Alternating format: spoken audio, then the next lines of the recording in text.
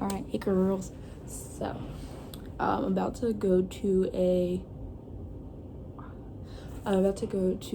movie night at my college building, and apparently it's gonna be a lot of food. So right now I'm really hungry, but I'm like, no, wait, there's gonna be food there. Wait until you get there. So while I wait, it's not until 8, it's like 6, so figure I have, what is it, 50-ish pages left. Pretty sure I'm at,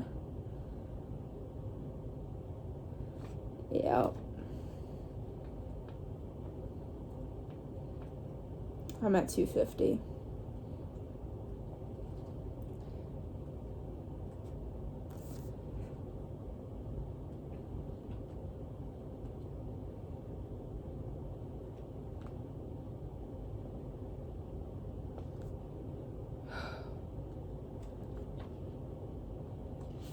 Okay, so I left off at 250, and there is, what is it, like 300, 330 pages.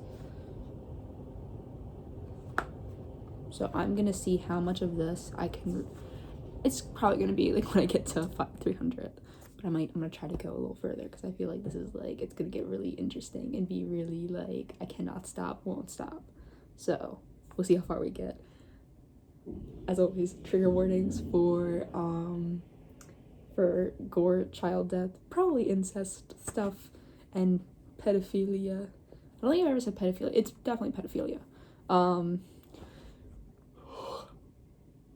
we're opening with Geraldine. Fun. But yeah, if you don't like that, please don't watch. But anyway, I hope you enjoy and like-ish. The constant celebration of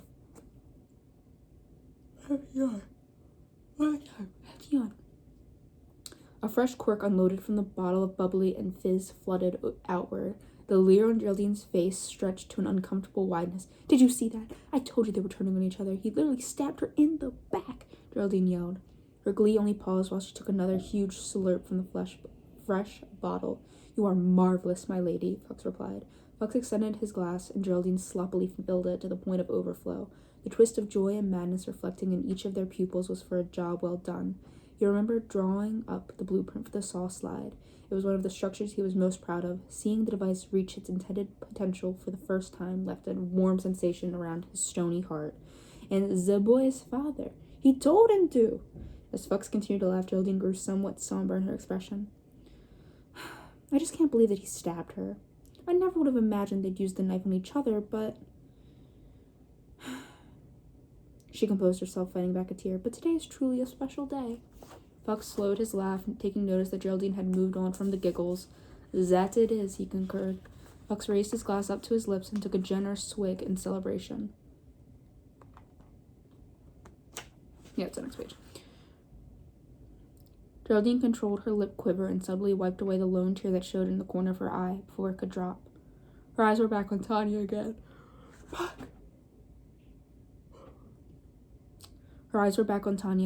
After Geraldine bet on her, the girl continued to advance and show promise. She had added an extra layer of excitement on Geraldine's special day. If all went well, Geraldine could capitalize on their blossoming relationship long after the nefarious events on the playground ceased. "Don't look so sad, it's not over yet," Fox said. "I suppose you're right," she replied. Geraldine found her grin again. "I've still got a few more tricks up my sleeve." Horror go round. Isaac paused his charge when he saw the dripping blade just a few feet away from his face. Seeing Bobby regain his footing and stab at the air was enough to force Isaac's reasoning to overtake his emotional outburst. "Try me, Dandelion. I'll leave you looking worse than her," Bobby yelled. Isaac couldn't help but let his eyes drift to the goopy, venomous blend of meat and muscle that was sandwiched within the torn ribbons of skin. The haggard husk that no longer resembled his sister left his spirit trampled in the worst of ways. He was alone now. When the harsh realization that he was the last member of his family remaining in the playground hit, snot bubbled from Isaac's nose and the tears and drool leaked. If he wasn't so angry, he might have fallen to his knees, but instead he found a promise in his heart. "You're gonna pay for this," he grumbled.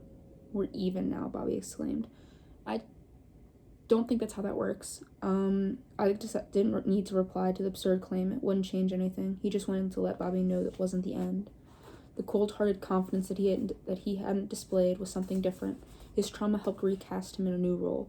Isaac sniffed up some of the snot that still oozed from his nose, basking in the thoughts of violence that infected his thought stream. "Why the hell did you do that?" CJ screamed. "You heard Dad? You heard what he said. Did it ever occur to you that maybe Dad's not right all the time? Especially when he's telling you to kill people? Maybe that's hurting him too. Or maybe he said that stuff to trick us. Of course you would say that. What are you talking about? The second I get some shine, the one time when I finally get a moment, you can't even wait 5 seconds to rip it away from me. People are dead. You think I care about that? What the heck is wrong with you, dude?" That should have been, "What the fuck's wrong with you?" It's your life. It's all you care about. I don't even like baseball. I hate it. I do it because I have to, not because I want to. I do it because Dad will hate me if I don't. You'd say anything. You're just mad that he didn't ask you to do it.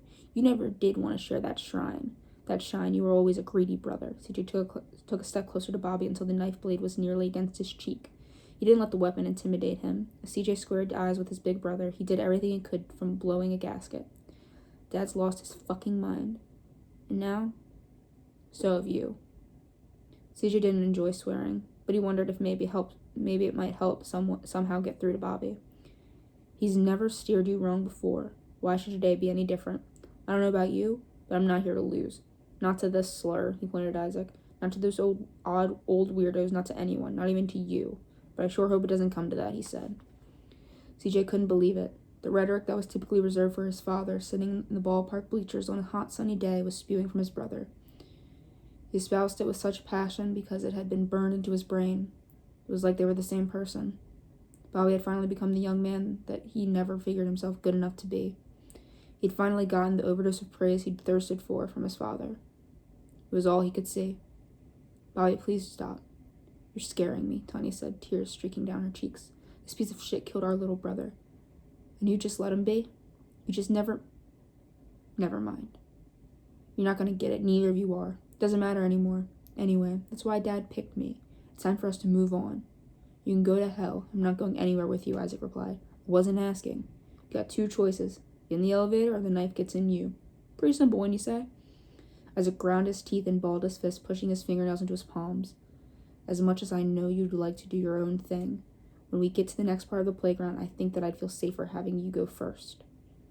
A nasty grin manifested on Bobby's face. The thought of using Isaac as a guinea pig not only kept him a step away from death, but it also felt like justice. "So get in the fucking elevator now."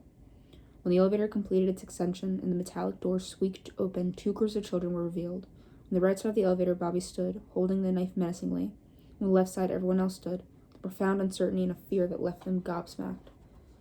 As Bobby directed them to the exit, they could all smell chemical fumes starting to fill up their nostrils. A short, straight path stared back at the children with a lone sign erected at the end. Just past the sign sat a sizable hexagonal platform. The ground within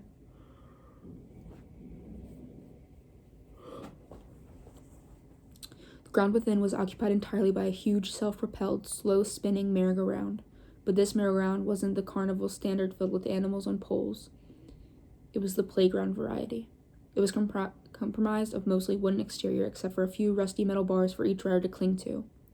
However, contrary to the most of the creations they'd seen up to that point, the roundabout seemed like it was intentionally outdated. The iron bars were corroded. The wood frame was rickety and splintered. The foundation squeaked with each revulsion. It wasn't a ride designed to derive pleasure. It was a ride of doom. The roundabout was positioned in such a way that there was no footing on the platform besides the lip of the merry-go-round itself. Beyond that narrow lip was a steep fall that led to a man-made moat underneath. The malicious moat was occupied with a variety of toxic elements. The ominous, slimy, neon-greenish fluid bubbled and steamed. For anyone unfortunate enough to find themselves clinging to the roundabout, the noxious goop served as the ultimate motivator to hang tight. Past the roundabout stood another platform, but there was no path that led from the roundabout to the final progress point. The lone doorway on the final platform was adorned with crimson font above that read, "The End?" ? Bobby glared at his sister, Tanya. The eyes in his head weren't the same that she remembered. "Read it," Bobby demanded. Tanya stared at him, but did as she was told. The sign remained consistent. It read, "Playground Rules. To reach the end, you all must play. To see your parents once more today, hold on tight for the final hooray, or just let go and melt away." "Shit," Bobby muttered. He glared at the words, "you all," with aggravation. Bobby would have loved to use Isaac as a guinea pig, but it appeared that wasn't in the cards just yet. Tanya coughed, her drying throat stinging. I don't think these fumes are good for us. It's hard to breathe. They're making me feel dizzy. Yeah, CJ said, letting out a cough of his own. Me too. We gotta get through this as fast as we can. Wait, what do we do? Bobby asked. The harshness of his tone had died down. The dread had sunken its fangs into his belly again. What do you think we do? Like every other merry-go-round, we hold on. You can do that, can't you, tough guy? Isaac interjected. Bobby approached him with the blade, pressing it against his throat. I can make it so you don't even get a last ride, smartass. Is that what you want? Bobby let out a cough, despite his thick-headedness. He was beginning to realize that each word he spoke was a second he wasted. He knew his poor choices might be inching him closer to his own doom. We don't have time to fight, CJ said. He couldn't even muster anger anymore. The slices in his back still ached. His body was sore, and his spirit was running on empty. More than anything else, he was tired. CJ removed himself from the argument and grabbed hold of little Donnie's hand. Let's go, CJ said. Bobby eventually dropped the blade from Isaac's throat and gestured with it to move ahead. Tanya quickened her pace until she was close to CJ. What are you going to do with him? Tanya whispered. I'll just have to keep him in front of me. That's his best chance. There's no telling how long this thing's going to spin for. And you going to be okay holding on by yourself? I think so, Tanya replied. CJ was scared, but didn't make it obvious. The added responsibility of accounting for Donnie did little to boost his confidence. He looked to some small talk with his sister to distract him. We never did end up getting to hit that seesaw, did we? It's probably for the best, she replied. Tanya passed in front of her brother, stepping up to the slim slice of platform that would allow her to board the roundabout. Well, I still want a seesaw with you, CJ said. He smiled at her, trying to trick his mind. I don't think so. After this? There isn't after this? I'm never going to a playground again. CJ's grin warped slightly. Fair enough, he whispered. The merry-go-round was spinning slowly, allowing Tanya to hop on without issue. She grabbed onto the bar in the front of her tight, and then planted both of her feet firmly on the wooden base. You ready, buddy? I'm going to pick you up. When we get on, we're going to have to hold on as tight as we can together, CJ explained. He still didn't know exactly how much Donnie could comprehend, but it made little difference. CJ let out another cough as he secured the vertical metal bar. The rusted section he chose seemed the most stable to him, a piece of steel serving as a pillar for the two bars that intersected above it. He grabbed onto it with one hand and let Donnie down gently on the other. CJ kept Donnie between his legs, and they both planted their feet on each side of the steel column.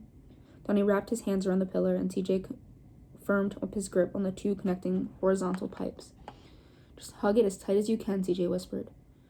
Donnie remained dumbfounded. Hug was most certainly not a word he was familiar with. But when CJ thrust his hips forwards and snugged him close against the vertical pillar, his instinct was to wrap around it. CJ adjusted his left arm, locking it through the pillar until he was satisfied with his position. He tightened up his body and used his legs to hold Donnie in place as best he could. Isaac jumped on a few yards a distance away from where Tanya, CJ, and Donnie were positioned. As he'd done previously, Bobby stuck the gore-caked blade back to his waistband.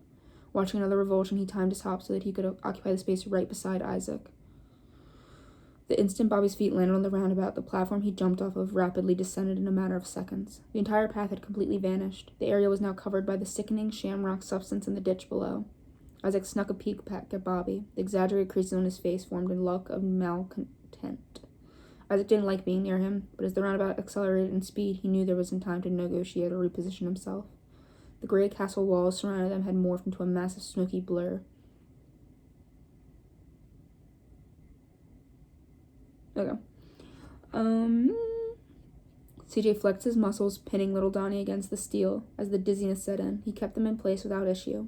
Tanya coughed again. The potency of the noxious fumes only seemed to increase with time.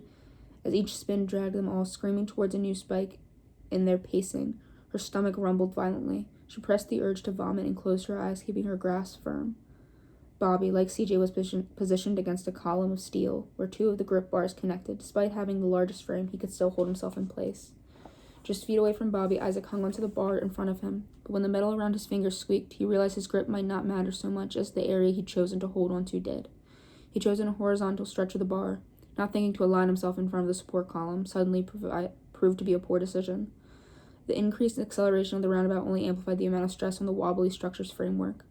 Isaac could hear more groans leaving the old wood in the front of him. He could feel the unsteadiness of the support bar as he attempted to inch his way closer to the steel pillar for added security. But the pressure of the spin in his face was too much. Suddenly the bar in Isaac's hands gave way. The rusted screws that only made the bar feel completely secured began to detach from the support column. The sudden jarring separation caused his left hand to slip off the metal, His lone remaining grip came from his right hand, at the bar continued to bend and further distort. Isaac looked down at the bubbling stew of toxicity and chemicals, his pulse jumping, causing his throat to bulge. He fought against the momentum, getting his left hand back on the warped pole, but the stress of the revolutions caused his grip to slacken. "Isaac," CJ cried. He wanted to help, but due to his current obligation with Donnie, moving would create more overall risk than it was worth. CJ's gaze of terror transitioned to Bobby. His brother was within an arm's length of Isaac, but CJ was less than convinced he would do anything to help. "Bobby, help him." CJ's pleas were cut short by a wave of violent coughing. The fit, paired with the roundabout's force, triggered a tiny mouthful of vomit to rush up his neck. The liquid was hot and mixed with chunky and milk-like texture. The ride's motion caused the barf to completely miss Donnie's head. Instead, it traveled past him, and the hot chunks speckled both Bobby and Isaac. "Help me," Isaac cried. In directing his pleas towards Bobby, Isaac felt a new type of helplessness inside. "I'll help you, all right," Bobby said, a sinister grin twisted on his face. Bobby hooked his right arm under the steel pillar and used his free hand to reach back into his waistband. He retrieved the knife and was still bloody, caked with bits of Sadie's insides. Bobby didn't hesitate. He extended the steel towards Isaac's knuckles. "What are you doing? Wait!" Isaac cried. "Bobby, no," CJ said, with puke still sliding off his face. Suddenly, the loudspeaker in the room crackled. Tom's typically kind and relaxed voice was more enraged and animated than ever. Molly's hysterical moans served as a torturous background noise. "Leave him alone. If you hurt my son, I'll fucking kill you. But first, I'll kill your dad. I've got him right here." Tom wasn't lying, but he certainly embellished the truth. He feared a threat to dispose of Bobby's idol would be the most only clever tactic left in the arsenal. To his credit, the words worked well enough to make Bobby hesitate. But Tom didn't account for what came next. His minor oversight put him on a path towards grave consequences. Greg's seasonal loudmouth boomed enough to push his words to something more than background chatter. His heinous message was projected to Bobby without issue. "He's bullshitting you, son. Take that fucker out. Get him good." The speaker suddenly cut out. The question of confidence hindering Bobby's evaporated upon hearing his old man's voice. He made him proud once before, but now the opportunity to double up had presented itself. The attention-starved teen twitched with fury as he clenched the glory blade with malice. "I'll get him, Dad." The tip of the knife cut through the thin skin on Isaac's knuckles. As an agonizing slicing burrowed deeper, Isaac felt the steel connect with his bone. The pumps of blood was taken by the spin and slid away behind him. The crimson fluid splashed over body and face, straining the teeth inside his disturbing grin. The splatter didn't deter Bobby. Even as it painted him in heavier strokes, it only intensified his devilish persona. Isaac screamed louder, but his cries had zero impact on the situation. With the knife sawing to the point where it had almost completely through Isaac's fingers, he decided there was only one choice. Isaac pushed through and thought about CJ, Tanya, and especially Donnie. If allowed to continue in the leadership role he'd hijacked, Bobby's reign of terror wouldn't end with him. Isaac wasn't part of their family, but he felt like he'd been through enough with CJ and Tanya to know they were good people, and he'd been through even more with Bobby to understand that he wasn't. Donnie would be the last person outside of the Matthews bloodline. There was no doubt in Isaac's mind that Bobby would become his replacement target. As the blade dug deeper into his skeleton, Isaac felt the bones in his hand weaken. He wouldn't be able to hold on much longer. His moment of truth had arrived. Isaac loosened his left hand and pounced, latching onto the instrument of violence. His lower palm grabbed onto the drippy, double-sided blade in Bobby's fingers. "Hey, get off me," Bobby screamed, but Isaac was done listening to his commands. He slid his right hand off the bar and swiftly wrapped his gory grasp around Bobby's wrist. "Get the fuck, you're heavy. I can't hold us both up," Bobby cried, panic now oozing from his tone. Unable to think of another means of survival, Isaac projected a distant gaze past Bobby's arm and into his eyes. "I guess we lose together then." "No, let me go, Bobby's appeal was cut short. The weight of Isaac's entire body multiplied by the roundabout's momentum. His biceps strained. The tension in his arm he'd interlocked around the rusty pipe diminished until it was no longer strong enough to hold them in place. The quarrelsome pair that rejected each other with regularity in their brief time together sailed through the air in a flash. Their bodies landed in close proximity as they went splashing into the monstrous substance below.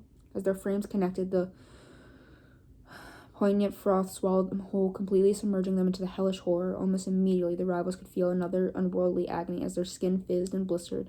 Whatever the cruel concoction was, it knew how to attack the human form with unmatched rapidity.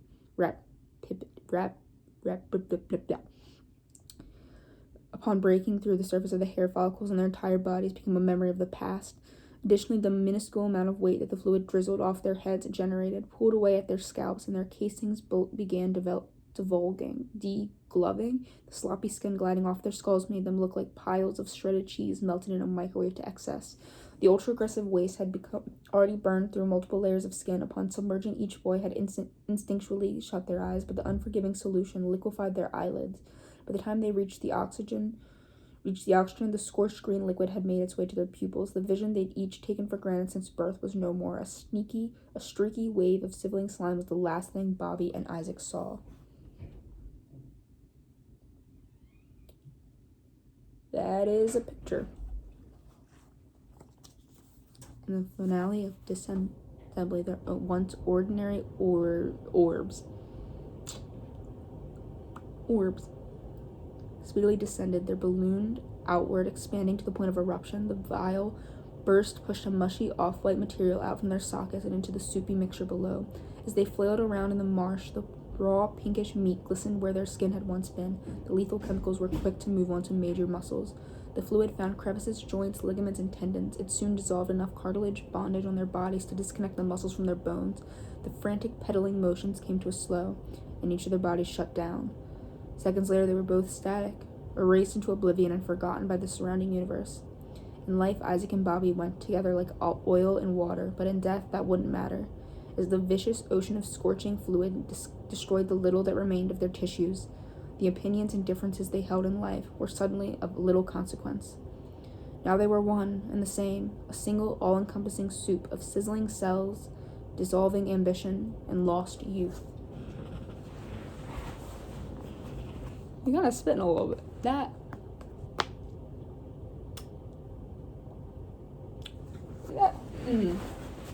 I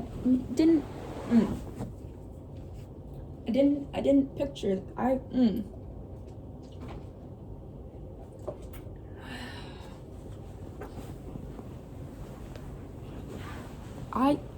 In my little rat brain, I was like, oh, it's gonna be Bobby or Isaac.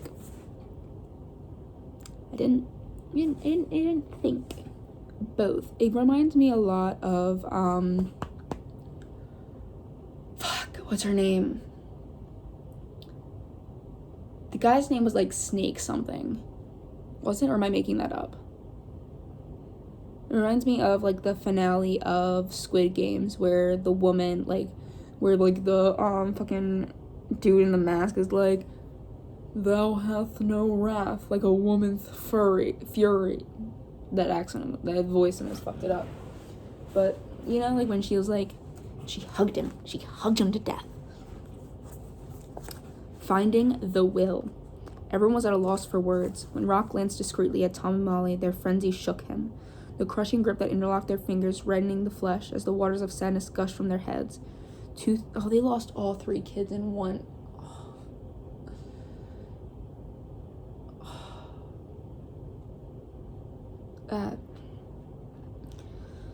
As the waters of sadness gushed from their heads, toothy, drooling frowns stretched their faces most monstrously. They were possessed by pain.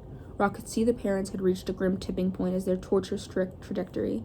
Upon arriving at such an odious finality, it wasn't so much the emotional elements they displayed that puzzled him, it was the absence of them. There was no rage, there was no anger, there was no outburst. Only the profound pain of loss lingered, the ultimate theft of love, heart, and adoration. They were broken. Fuck, Greg grunted. Rock could tell Greg was clearly upset at the loss of his son, but compared to Tom and Molly, it was more annoyance than agony. To a couple with him at least, Greg mumbled, trying to find the bright side of Bobby's demise. Rock felt disgusted. Greg was like a living representation of everything evil, the opposite of what he saw in the Grimleys. Tom and Molly didn't view their children like pawns on a chessboard, but even when they first arrived before the kids set foot on the playground, Tom displayed genuine and thorough concern for them. The money Geraldine offered was by no means as important as his family. Rock wondered how he might have felt if Bobby had done to Donnie what he'd done to Sadie and Isaac. As the thought simmered in his head, Rock imagined the sensation inside of him was somewhere in the realm of what the Grimleys were feeling. But there was something else, too. The fury Tom and Molly lacked budded in Rock. The gory roses of revenge were begging to unfold in his spiritual garden, but as fast as the flowers were ready to bloom, Rock knew Geraldine would be just as quick to snip them at the stem. As Rock watched the roundabout slow, the moans of Tom and Molly dug into his soul, while the wails fueled the wrath that left his hands shaking inside his pocket. The fear that Geraldine had impressed upon him still kept his heels pinned in place. The end? ? When the roundabout came to a standstill, CJ and Tanya felt a hammering devastation. Crying had become the new norm. The fresh streaks of tears they sprouted weren't only for Bobby, but also for Isaac. They remembered a different version of their big brother, one that existed before the evil and inflicting threats had tarnished him. At times, Bobby had been a prick and a bit of a bully, but nothing of the likes of what they'd witnessed in the playground. They each mourned the mostly positive sentiments they knew him to harbor. There was one other feeling that neither CJ nor Tanya would ever dare admit, not to themselves and not to each other, and not of their hearts, but they ignored it. They each felt a certain measure of relief in knowing that Bobby was gone. His unpredictability and anger issues had made each of them periodically wonder if he would think twice about sacrificing his own family if he could ensure his own survival by doing so. A single day had changed so much. The dark alterations were glaring. It was as if the playground amplified the absolute best or worst traits of the children imprisoned within it. So, this is something. So I obviously watch Criminal Minds. If I'm reading this, I've obviously seen some episodes of Criminal Minds, if not all of them. I think I've watched all of them. I don't know if I've seen all of the newest season. The evolution. But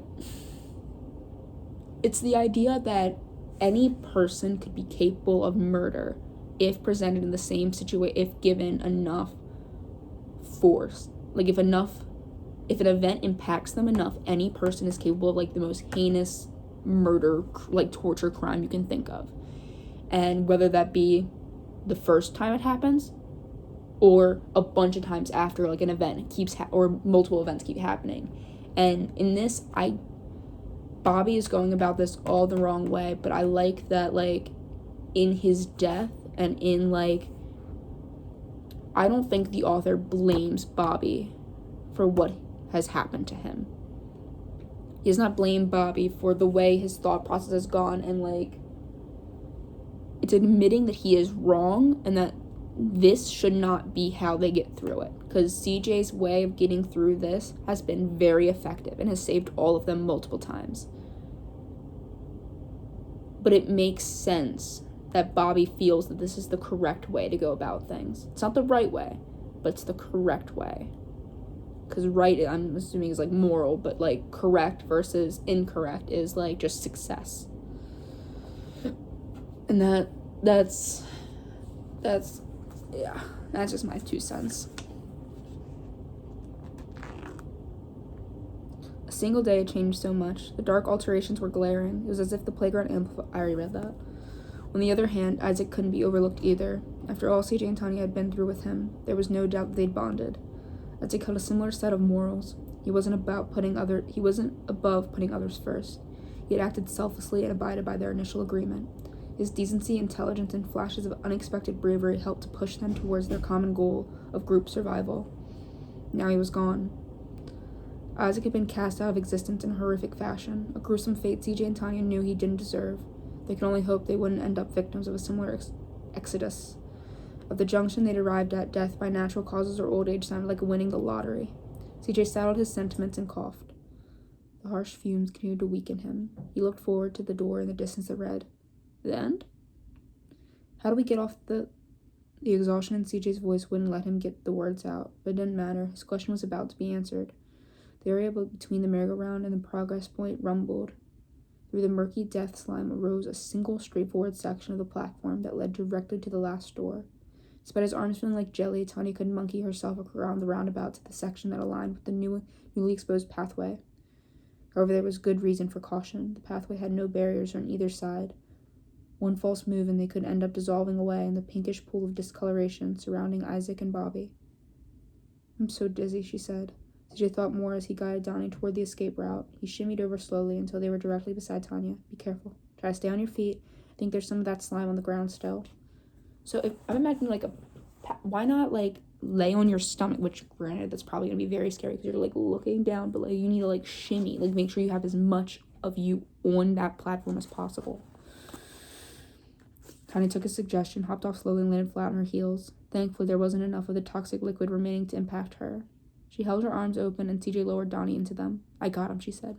Tanya took a few steps back to allow her brother some space to work with. Then she watched CJ drop without issue. The gases continued to wear on them, burning their lungs each time they inhaled. The trio of survivors urgently pushed forward until they were in front of the ominous doorway that they hoped would be their last. "You really think it's the end?" Tanya asked. "Does it even matter?" "Either way, we gotta find out," CJ replied. They're so broken.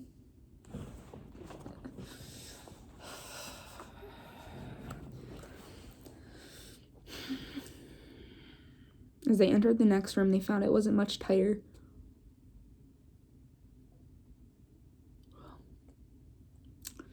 As they entered the next room, they found it was much tighter than any prior area of the playground. Almost the entire room was occupied by one giant seesaw that extended nearly 10 feet in length. He did say he wanted, okay, so I'm hoping that after this, like, before we even get into, like, what's dangerous about this, it's just, like, a one page of Geraldine being like, he said he wanted a seesaw. He said it. That fucker's dead. Fan service?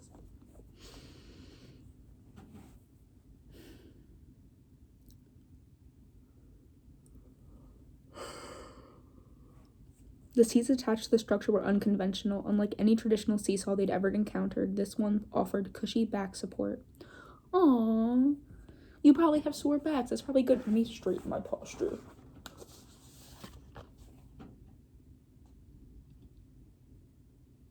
Below each of the bulky seats sat a large red coil spring. Should the bottom of the seesaw connect, it would serve to increase the momentum. In the center of the seesaw stood a long metal bar that sprouted up several feet into the air. Affixed to the very top of the pole were two long chrome propellers that extended the width of the entire seesaw.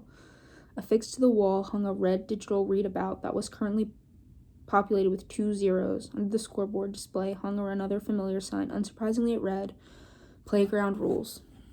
Tanya sighed, growing more and more wary of reading the riddles that offered them a set of veiled instructions.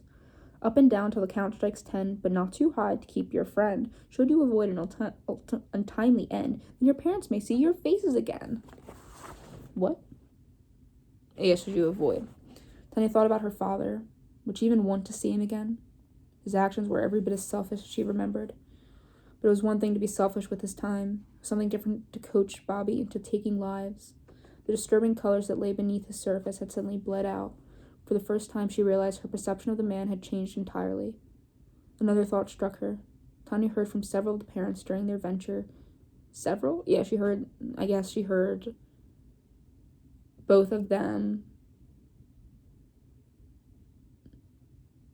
She heard Mom, and then she heard Greg, Mom and Dad yelling.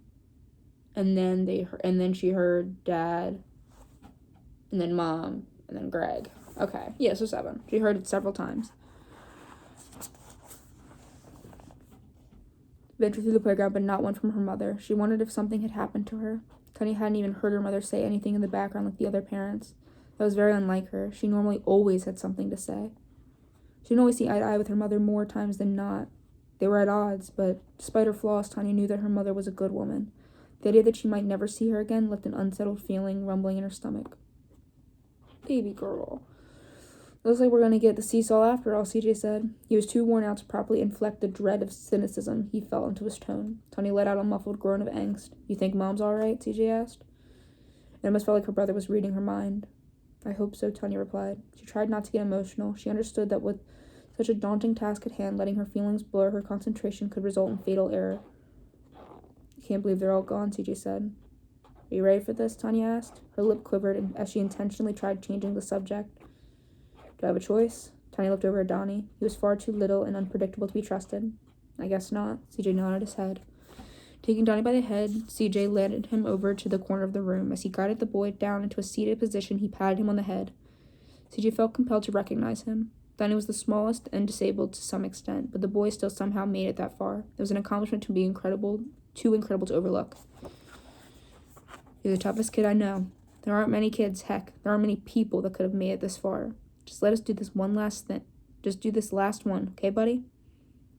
Just as Donnie had done the entire time, he stared forward, void of expression. The fact that he remained seated was good enough for CJ. He rubbed his head one more time before moving back to the intimidating seesaw.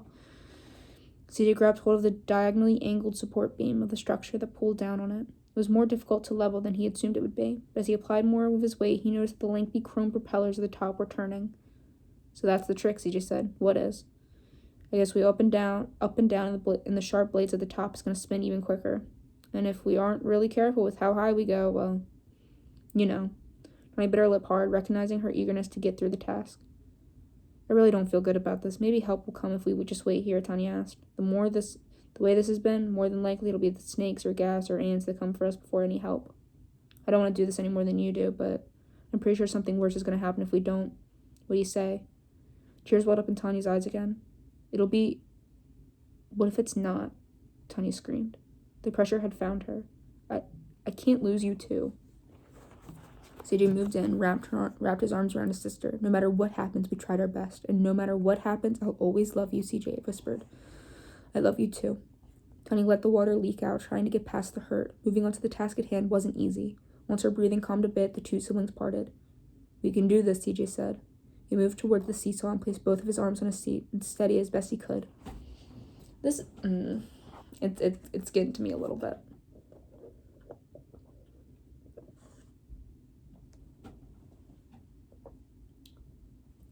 Go ahead, he said with a nod.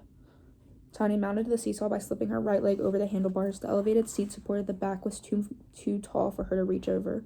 Once she mounted, she placed her feet on the metal platform below and stabilized the other end for CJ. Her brother soon followed her leads, lifting his legs over the handlebars and securing a steady balance between the two of them. So I guess before CJ could finish his thoughts, two hooks ejected from the back support and the ceiling behind them. Their speed and curves were equally extreme. The steel extensions of the sadistic seesaw twisted and pierced into the soft flesh of under Tanya and CJ's shoulders. The metal moved inside each of them, and they felt a targeted stabbing pain at the hooks sit deep under their armpits.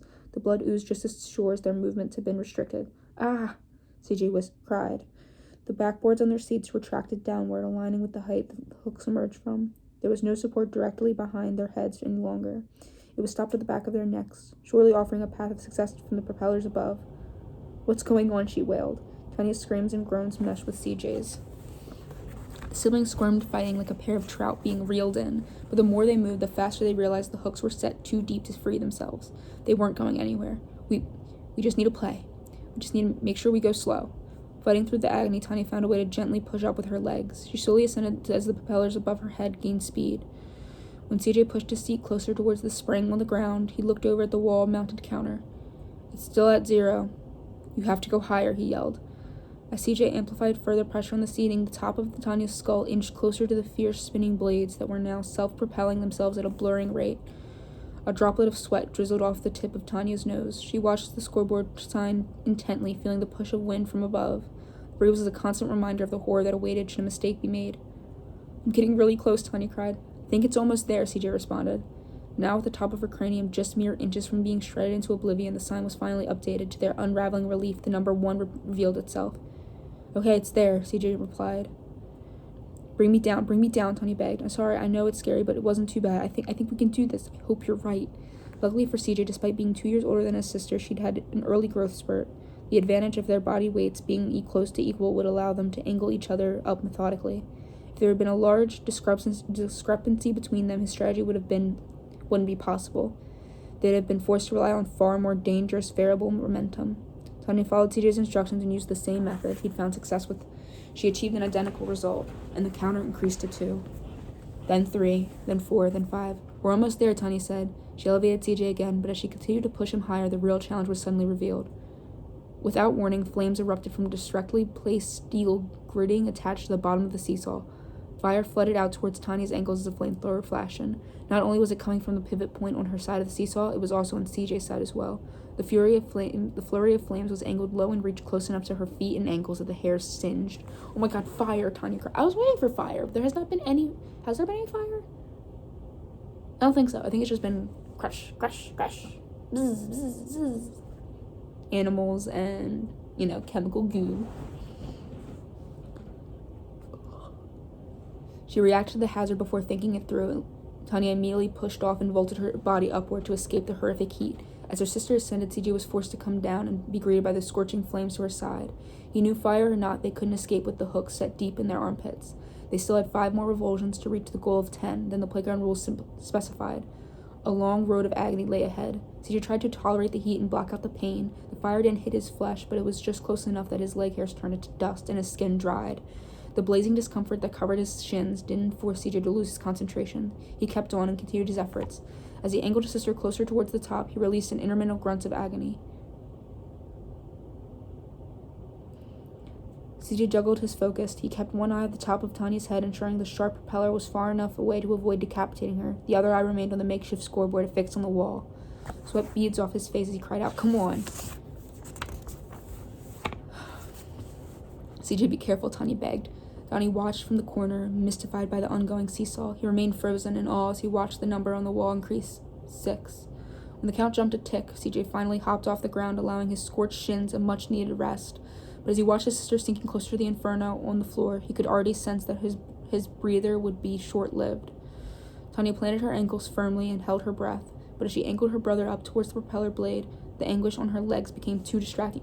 I can't do it. I can't take it, she cried.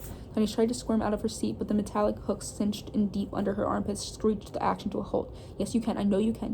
You have to, CJ responded, trying to motivate his sister as best he could. I'm sorry, CJ. Tanya continued to cry and pushed herself back up from the flames, looking at her legs.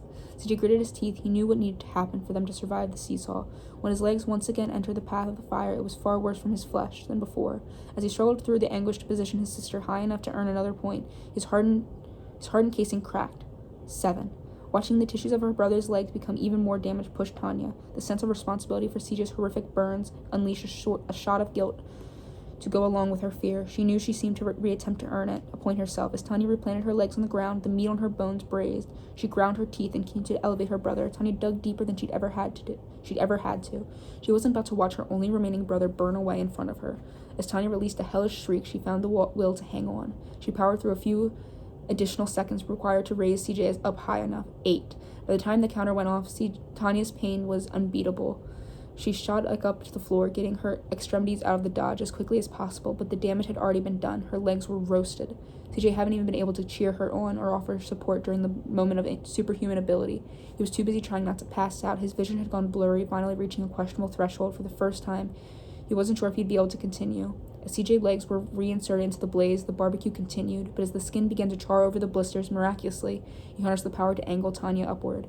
The crisping over of his meat triggered a transition in color. CJ's eyes begged for that counter to turn. 9. The smoke of the scent of overcooked human flesh filled the small room. CJ's floating particles had made their way over to Donnie. The boy's eyes watered, and he let out a few coughs.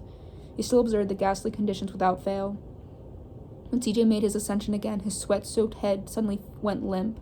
His body remained up straight because of the hooks under his arms, but for all intents and purposes, his lights had gone out.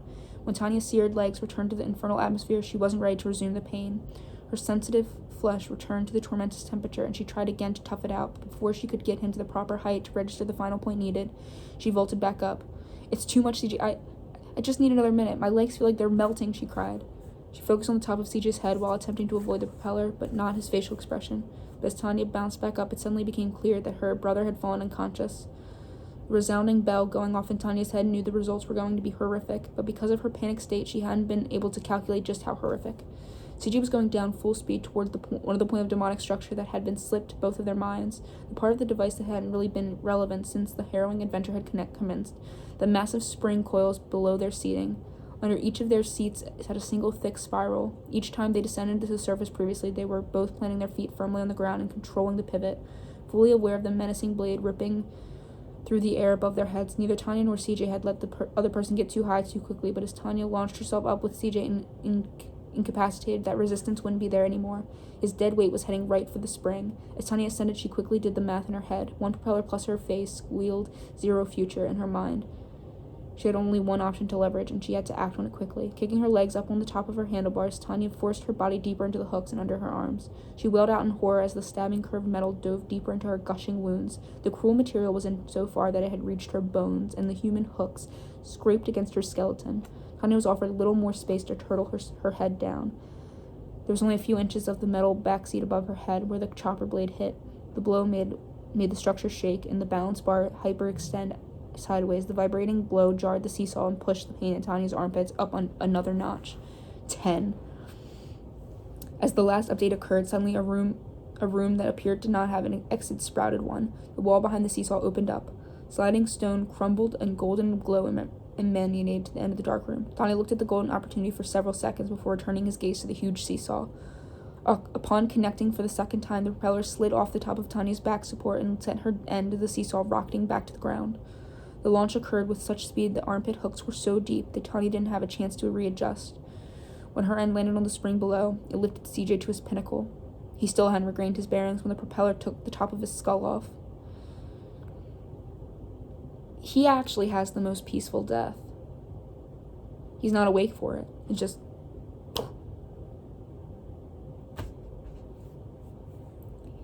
He still hadn't regained. The unflappable steel sloshed through the scatterbrained boy, making him just that, absent-minded.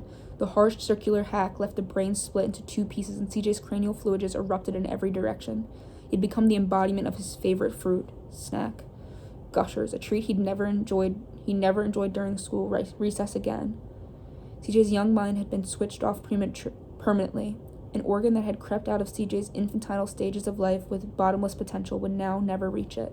Now that his mind was destined to create revolutionary gadgets or beak barrier in the scientific realm, he was intelligent, but that wasn't his greatest asset. His nature was loving, his purpose was caring, his destiny was to unify. No matter how selfish, uncooperative, frightened, or flawed a person could be, CJ always found a way. He sifted through their sins and shortcomings until he uncovered the common ground. Whether they liked it or not, CJ always brought the best out in people. The boy who had brought so many people together had done so until his fate chose to tear him apart.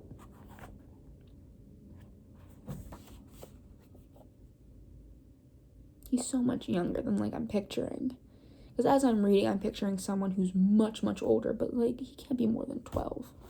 And that's just... The swiftness of the propeller steel cut off another section of his head, this time at the jawline. The horror offered a momentary window into a new pink slab of runny gore just before the final revulsion came for his neck. As the chop hit his throat, it opened up all of CJ's major veins. The fountain of carmine fluid fled his once energetic frame. As the lower fractions of his face and neck dropped into the fire dancing on the floor below, Tanya screamed as the overload of dread blew up inside of her. She vocalized her living hell as a jumble of the wonderful memories she'd shared with her brother flooded into her mind. She knew how special of a person CJ was. At the time, she'd wondered what they might look like hanging out later in life, once they were grown.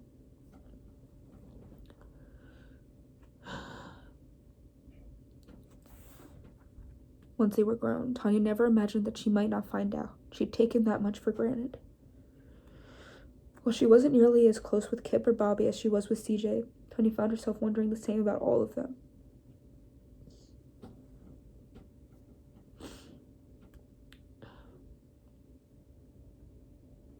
But the brain fodder was pointless now. All three of her brothers were dead. CJ's seat elevated to the max. This time, as the propeller connected with the metal back support, instead of just snipping the top and sliding off, it slammed into the side full bore.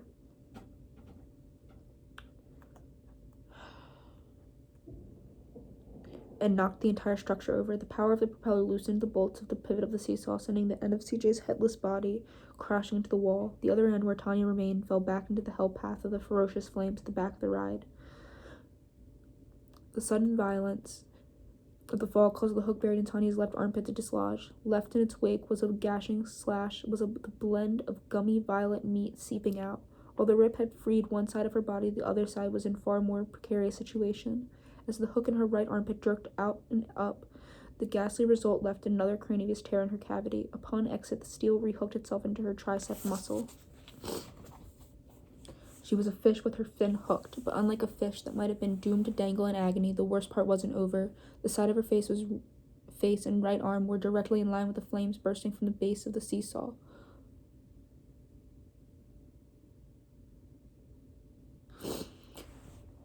Both her arm and her face were sizzling. When Tanya's bloody body roasted and her hairs wilted away, she screamed something fierce. She prayed and begged that she'd already faced the reality of her situation. If God had been planning to saving them, he'd have done it long ago. Both her arm and her face were sizzling. Fresh blisters rose as the final traces of hope escaped her.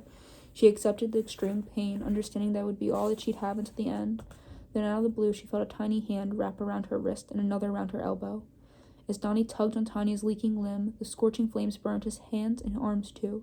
But if there was one person who could stand the heat inside the kitchen, it was Donnie. As Tanya continued to shriek in agony, Donnie's eyes widened in hypnotic dimensions. His flesh still burned, but he continued. Donnie yanked at the hot buried hook until he'd done the impossible and slipped Tanya's arm free. He kept hold of Tanya's wounded arm and dragged her away from the dangerous flames. She was in shock still, but upon stabilizing, Tanya grabbed the dead tissue on her face. The pain was crippling, but when she looked into Donnie's eyes, she was able to muster the gas she needed. She watched on in amazement as the young boy squatted down beside her and willed her to her feet. As the salty tears dripped down Tanya's burnt flesh, her gaze drifted to the golden light at the end of the tunnel. "Bravo! Bravo!" Geraldine yelled. "Ha ha!" Fox rejoiced. "That boy was quite spectacular, but I knew it was just a matter of time until he stretched himself too thin." "He truly was, my lady." Geraldine was pleased, but a faint sourness still puckered her face. CJ's death didn't make her feel better, but it did make her feel equal to the unworthy peasant parents on the secondary screen. Their dread was legendary. Gorging on their sorrows filled her with overflowing gratitude. She was like a spunky tick that had latched onto a dog's belly. A giant grin creased Geraldine's face as she watched the severely burned Donnie and blood-roasted Tanya limp away from the seesaw. They continued to struggle, but were now just a few yards away from the tunnel. "These two will never make it through the last part of the playground alone. Prepare yourself. The final fatalities are upon us," Buck said. As Geraldine watched the mad scientist pull down on the lever, the ceiling ventilation triggered and the flames at the base of the seesaw deactivated. Somehow, it was all still about winning. Oh my god. It was his only obsession prior to entering the Borden estate, and it was his only obsession currently, winning the point. But the wicked flames in Geraldine's heart still burned something fierce. "We shall see," she whispered. Geraldine's dark horse might have gotten maimed on the seesaw, but Tanya was still in the running. There was a spiral of unfamiliar emotions twirling inside her when she watched the propeller twist above her darling's pretty little head. The bizarre blend of fear, hope, and horniness brought her to a boil. Then just when she figured her head would be split, fate spared her and took CJ instead. "It was meant to be, my darling. You shall be mine. There is just one final test," Geraldine thought. Tanya had shown her everything she desired. Geraldine knew the girl's wounds were severe, but that was part of the test. If Tanya could find enough reserve to make the impossible possible, then the girl was undeniably the one. In her best-case scenario, where Tanya triumphed past the final part of the playground, Geraldine would dispatch Fox to offer her constant care. She would heal and mend to full strength, and Geraldine could play with her new toy. As Fox adjusted the camera, transitioned to show the next area, Tanya and Donnie once again appeared on the screen. "Ugh, hopefully this is the last we see of that little brat," she scoffed. "I don't imagine he has the capacity to continue on without the help of the others," Fox replied. The boy's death would serve as the cherry on top of Geraldine's picture-perfect day. Watching him fail in the final area and seeing Tanya thrive would provide her the regret-free outcome. Geraldine lifted her the bottle and took another sip of the bubbly. She looked back at the screen that was occupied by the parents trapped in the spy room. "I certainly hope you're right."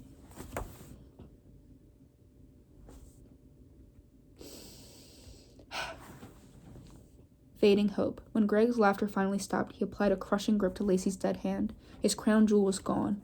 Seeing CJ's head get sliced into slim silvers of ultra-gamey deli meat was the most traumatic visual he'd ever faced. "Took my shining star," Greg mumbled. Greg was in a state of disbelief. Uncharacteristically, a tear welled up in his glossy eye.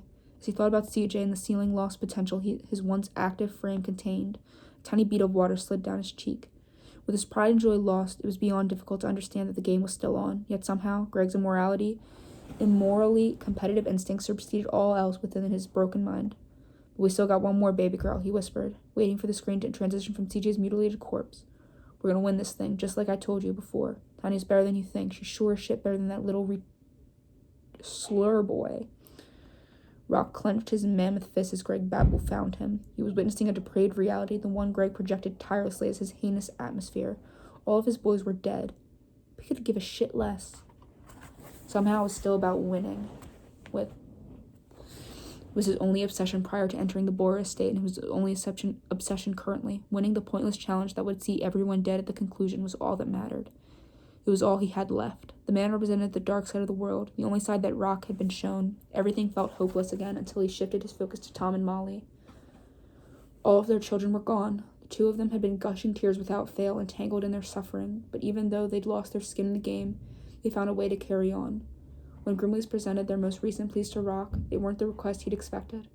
Rock would have assumed since all three of their kids were dead, they'd begin begging for their own lives to be saved. He was wrong.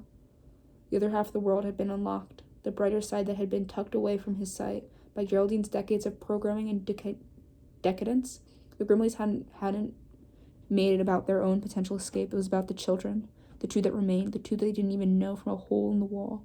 Please, sir, the little boy and girl, you can stop it. They didn't do anything wrong. You have to stop this, Molly cried between sobs. Rock didn't answer. He couldn't.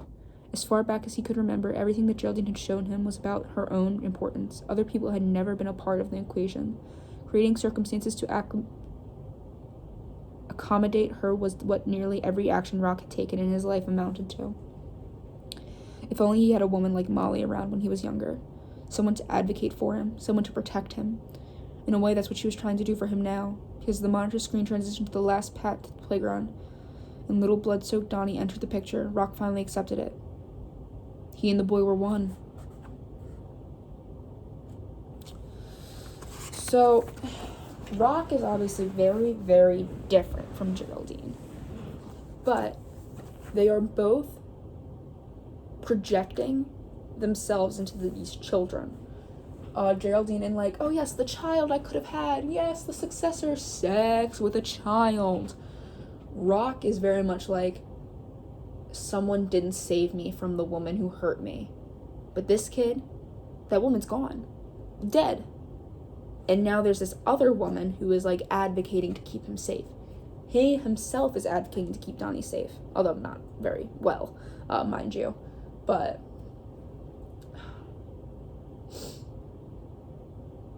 God. Damn.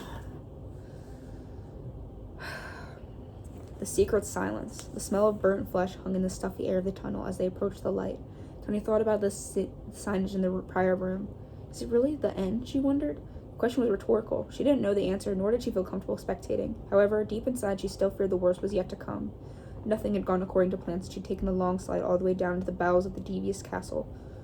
Why should anything change now? Tanya pushed past the raging pain and spreading over her seared skin as little Donnie continued to help her advance. The boy's smooth baby face projected the idle emotions of youth. It looked like it could have been any other day for him. The bubbled red and white flesh where his arm had been burned was of no consideration to Donnie. That's so sad. Someone gave him like a Hello Kitty Band-Aid. Like, this is... Poor boy. When they both made it to the end of the tunnel, the gloomy but unsurprising realization found them. Their journey wasn't over. While the new room's dimensions and width were a bit bigger than the seesaw space, the height was a far different story. There was a sizable rectangular sandbox with various lettered blocks sprinkled within the fine dirt. But that wasn't the concerning part. Beside the sandbox, towered up at least 50 yards in height, stood the most intimidating, sadistic structure they'd seen yet. Even at first glance, the gigantic rope climber was beyond problematic. The structure ascended so high into the dark space that it was difficult to locate the apex. If it weren't for the shiny golden bell with a pull string at the top, Tanya would not have been able to find it. The altitude of the climb wasn't the only peril present. Within the metallic stabilization pillar at the center of the massive web of red ropes, dozens of retractable spikes thrust in and out from the center pole. The long spears re-erected themselves in every direction, pushing outward, ready to skewer anything in its circumference. Then, just moments later, the tiny spits collapsed in on themselves, like magic. The death traps were spaced every few feet and seemed to project with no particular rhythm. The randomness of the device made it quite possibly the riskiest structure they'd encountered. Guess to save the best for last, Tanya thought. Her body and mind were too damaged to even conjure the strength to get worked up, but she knew the difficulty they were faced was legendary. Inside the sign, like all the previous rooms, Tanya appeared in the sandbox, a message that had been laid out via the order of the multicolored building blocks inside. There were countless wooden squares scattered about within the entire sandy rectangle, but the ones in the center clearly held a very specific message. The first set of letters had naturally been arranged to read, Playground Rules. Tanya struggled to keep her focus. An ordinary task as simple as reading now seemed like an epic challenge, but she hadn't come that far to just pass out. Tanya looked beneath the heading for the challenge details and read them aloud to Donnie. No time for the sand, just climb to the bell. Only after the chime will you get a final farewell. Without warning, Tanya fell over into the sandbox. She no longer harbored the bare minimum of energy it took for her to stand. I don't think I can do it, Tanya mumbled. She still sounded like she was in shock from her injuries when she looked up at the diabolical tower of rope and thrusting spikes her body locked up. Somehow Donnie seemed as if Tanya's reading had registered with him. He pointed at the bell all the way at the top of the structure and then pointed at himself. You think you can make it? Tanya asked. Okay, Okay. Alrighty then. Alright. Okay. Alright. Okay. Okay. Okay. So, what? Well, okay. So, how are we? How? Okay, so how? I'm not saying anything coherent. Okay, how? Like, okay, so.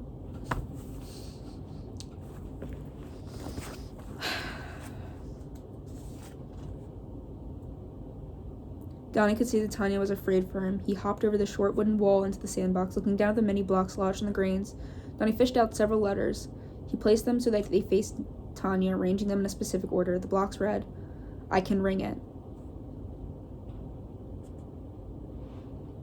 The arrangement was more than a message to Tanya. Donnie had just revealed himself to be more capable than he'd let on. Instantly, she wondered why he hadn't chosen to speak with anyone the entire time. She had to know. "Why don't you talk?" she asked. Donnie thought about his response for a moment, then snagged a different variety of building blocks and placed the response in front of Tanya. The blocks read, "Mama said I talk too much." "That doesn't mean you shouldn't talk at all, right?" He quickly shifted the letters around again. The blocks read, "I can't." "What do you mean you can't?" Donnie slowly unhinged his jaw to reveal the sad, slimy truth. A tiny nub set toward the back of the boy's throat. The sizing was all wrong. Almost all of Donnie's tongue had been lopped off. Tanya's eyes popped. While nothing surprised her anymore after their ghastly journey, it suddenly became clear to her why the boy had been so daring the entire time. He was probably better off not making it home. As sadness entered her sore guts, Tanya watched Donnie reset the letter lineup. "You help me, now I help you now."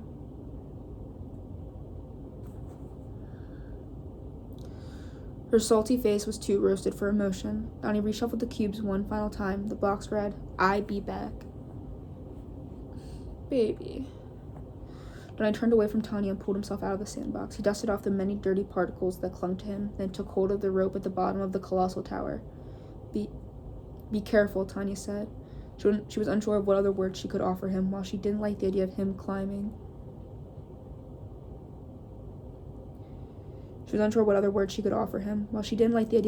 Up the sadistic structure. Who was she to stop him? Donnie turned to her and nodded his head. Looking back at the rough rope in his hand, he righted himself. Before he could pull himself up, the crackle from the loudspeaker gave way. A gruff voice manifested, giving Tanya and Donnie a stern pair of instructions. "Don't climb it. Just stay where you are," Rock said. "The game's over. I'm gonna let you out." "Thank you, Rock!" "Oh, fuck!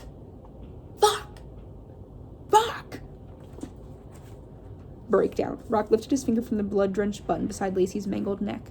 He knew there would be rapid repercussions for his actions, but he didn't care. He just wanted to see Donnie get through the ordeal. Maybe he was young enough to salvage. Maybe he wouldn't have to become the diabolical tool that Rock had. His view had shifted. If nothing else, Donnie's sheer perseverance showed he deserved to have a chance. Rock was finally looking past his fears. He was no longer in a box and realized the walls erected to confine him were weak. He could have broken through them long time ago. Better late than never. That is true. That is certainly true.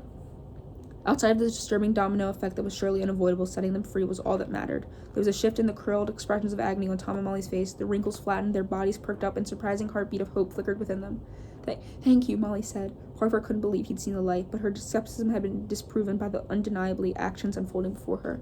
Tom and Molly both instantly transformed. The tears dried up and the adrenaline was pumping. Change was afoot, but they understood they needed to ready themselves. They weren't out of the woods yet. While the loss of their offspring still weighed heavily on the Grimleys, there was an unavoidable survival instinct that continued to power them. The hatred and horror of the day's events floated within, but they knew the mammoth man in front of them wasn't the source of their agony. The damages inflicted upon Rock's psyche and soul had left them open to manipulation. The man had been piloted by the dominant forces who created the playground, but the spell he was under had finally been lifted. Tom and Molly clung to the arms of their chairs stiffly, astounding at the mere possibility of getting out of them.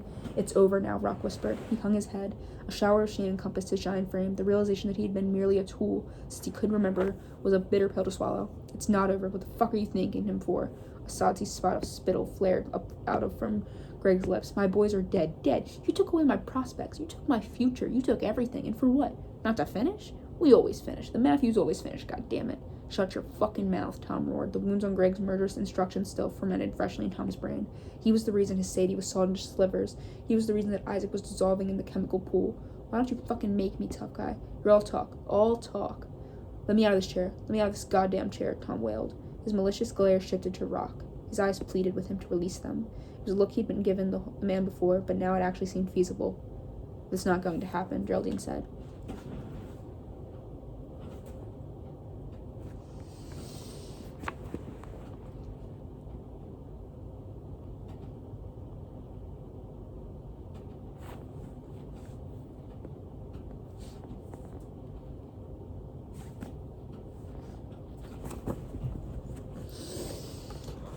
I just imagine she's got a gun. She's gonna shoot Rock, I know it.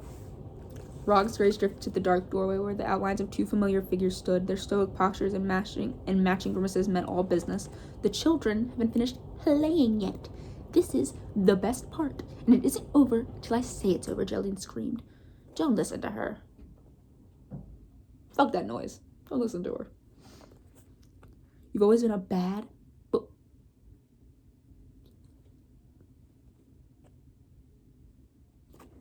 But this is a new low, even for you. I've given you everything, more than most simple minds could even imagine. And you betray me?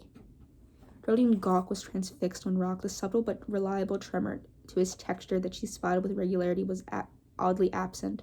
There was something different about Rock's demeanor, something that left a micro mouth of fear nibbling at Geraldine. Rock didn't respond to her query. He would no longer entertain the mind games. He would no longer obey the wicked, wormy words that had previously penetrated. She probably has penetrated him once before.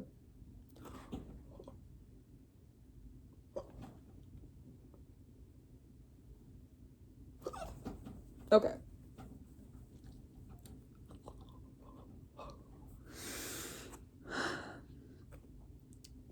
With such normalcy and ease, he walked toward them with a purpose. What are you doing? You can't listen to her. She's just a peasant. She's beneath us.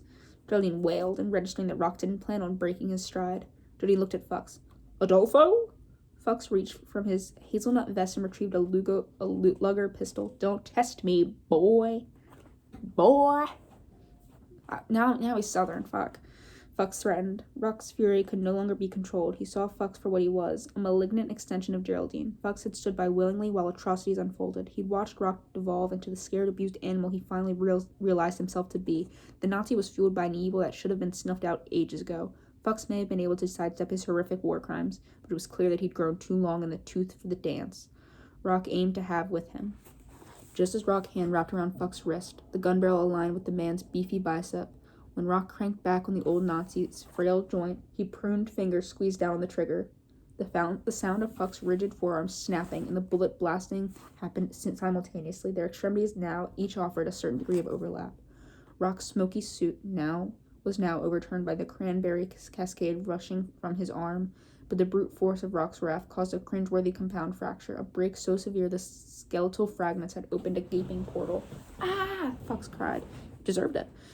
His wrinkled hand flopped sideways, losing all function. The 9mm left his touch and landed on the floor below. Fux remained stupefied as the outpouring of blood continued to sprout from the meaty chasm. The bullet buried in his bicep didn't faze Rock. While he grunted in agony and projected a scowl, the pain that resulted from the shot paled in comparison to his robust history of acclimated tortures. Rock used his uninjured arm to muscle his mitt around Fux's saggy neck. He clamped down on the German's windpipe, but soon realized the strangulation was an exit too pretty for a father of such evil. He keyed in on the black and red buttons affixed to the wall just feet away from him. Powering through the pain, Rock mustered his strength to the palm of the sides of Fux's head with his hand. He aligned the elder's graying scalp with the controls and unleashed his rage. The explosion of energy sent Fux's liver-spotted head smashing into the buttons. The action caused the steel neck collars that subside Tom and Molly and Greg to retract back into their chairs. Additionally, the many screens on the viewing wall were swiftly covered by the crimson curtains. Show's over, Rock grumbled. I still picture him as Zeus from, is it Jesus? Or is it Zeus? Is it S or Z? It's been years. I just keep picturing him, which right now is a little troubling. But good for her. Good for her. Hey, good for her. Geraldine's mouth gaped with horror. She watched her faithful architect crash into the control panel he'd designed. The back of Fux ripened ripened cranium quickly conformed to the steel switches. Two gushing hollows bore into the back of his skull, busting through the bone before sliding downwards toward his brainstem. The bloody hunks painted the wall behind the mechanisms, where flocks of sparks arched out upwards around Fuck's head. The electrical explosion jolted Rock, but he was able to pull himself away from it. He watched as Fuck's skull and frame rattled. His body language wasn't something typically seen among the living. The spark count and their intensity increased, causing the gray follicles on Fuck's scalp to catch fire and his eyes to warp outside. The pressure of the thrust from Rock's hands had also left a heavy stream of blood raining hard from Fuck's bent beak and busted mouth. He had become a representation of the many messes that he'd created. Tom and Molly slipped out of their chairs and taken cover behind them from the worsening horror. As much as they'd have wanted to make a move, the time was beyond risky. Just behind them, Greg did the same. He looked up at Lacey's lifeless corpse and tugged her arm around him. "Stay low, baby doll," he whispered. Then, like a porn star positioning for the money shot, the final surge of electrical current pushed through Fuck's destroyed dome. Each of his eyes transitioned to appear more like a pair of runny eggs as the liquefied lens and sclera leaped out of his sockets. The sudden departure of his eyeballs was accompanied by a thick, gory reservoir of red and pink humanity. Oh! I love how this author describes these people dying. The scent of burning flesh was distinct. It was an aroma Rock had smelled under undesirable circumstance before, one that brought him back to when his witchy guardian had seared her brand upon him, a memory of the period when he was just a piece of property. In his new mindset, the idea only served to insatiate his bloodlust. The translucent drool of morbid but somehow moral delinquency dribbled out from his mouth. It doesn't stop here, Rock thought. Fuck's undoing pushed the feeling of elation through Rock, but emotion subsided and the flames on the Nazi's head dwindled. The excitement from what came next possessed him, but as he turned towards the doorway, somewhat obscured by the thin veil of vaporized humanity, he realized he was late to the game. Several flashes of white, accompanied by a loud bangs, manifested in front of him. The hot metal made its way into Rock's gut repeatedly, the streaks of utter agony that ripped down into his abdominal tissue. I knew it. She's a frail old lady. What else?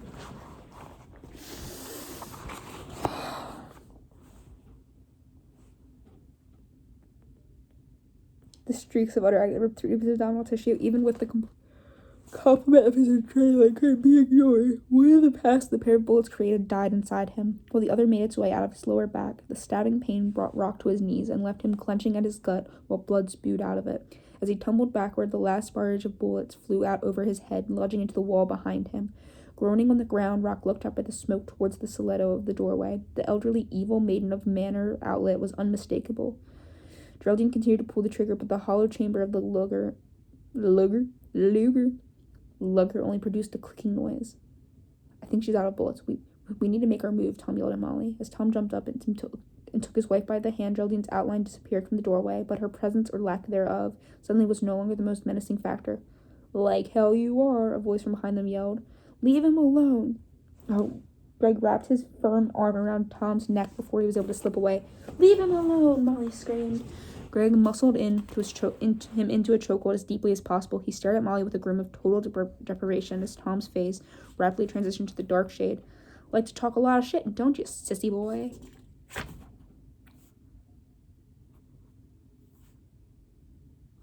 This is kind of scary. That's a little scary. Like, it's a little scary. It's a bit late, but it's a little scary.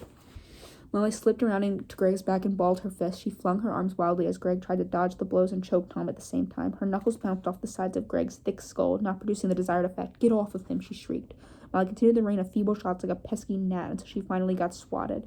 Tiring of the repeated jabs, Greg transitioned his choke into a single-armed submission, but cranked back even harder into the side of Tom's throat. The adjustment allowed him to launch his free fist right at Molly's ear. The stiff blow landed on her temple, sending her reeling backwards. The back of her skull crashed into the wall, and her body skated down on the floor. "Let the man settle in," Greg said. As the words came out of his mouth, Greg realized he was about to get what he wanted, or he was not getting in the way he hoped. Greg didn't even get to close his mouth before Rock's bloody sausage fingers pushed their way inside. As Rock stood at Greg's side, he pushed his fat digits deeper into his air hole. Rock's mitts clasped around Greg's jaw As sweat secreted from the big man's brow, Rock wasn't going to let the hurt he was feeling hinder him. As much as his belly killed him, he wasn't dead yet. He wasn't going to just stand by and watch while Greg slaughtered Tom and Molly.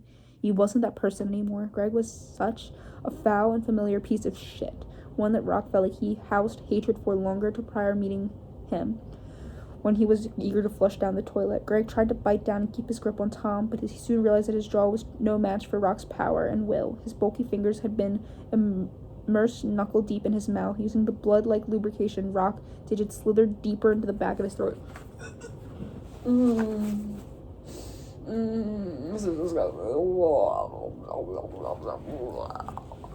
Yeah, we haven't gotten like a death thing yet. If we don't get a description of what it was like when they died, they're not dead. That's what I've learned. You're not gonna trick me again. Oh my god, we're on. Oh my god, 3 more pages? What? How the fuck is there only. I'm dumbfounded. What the fuck? Okay. Greg finally released his stiff grip and Tom dropped to the floor. His arms flailed wildly, but he was incapable of avoiding Rock's power. Rock's mammoth mitt. I don't like how we keep saying mitt. But just say his hand. His hand. I don't like it. Wedged firmly between Greg's jaws, he drove his body into the ground. It wasn't a secret that Greg had a big mouth. It was only fitting that as Rock mounted his body and applied more pressure, the flesh in the corners of Greg's mouth tore. His most obvious character wart had finally shown itself. Greg punched upward and kicked his legs about madly, to no avail. Rock's weight kept him pinned, and his lengthy arms covered enough distance to keep him above Greg's striking distance. The bleeding facial skin only continued to rip wider and wider until Rock was wrist-deep inside his head. His entire fist had found refuge inside Greg's mouth. So this is what fisting is.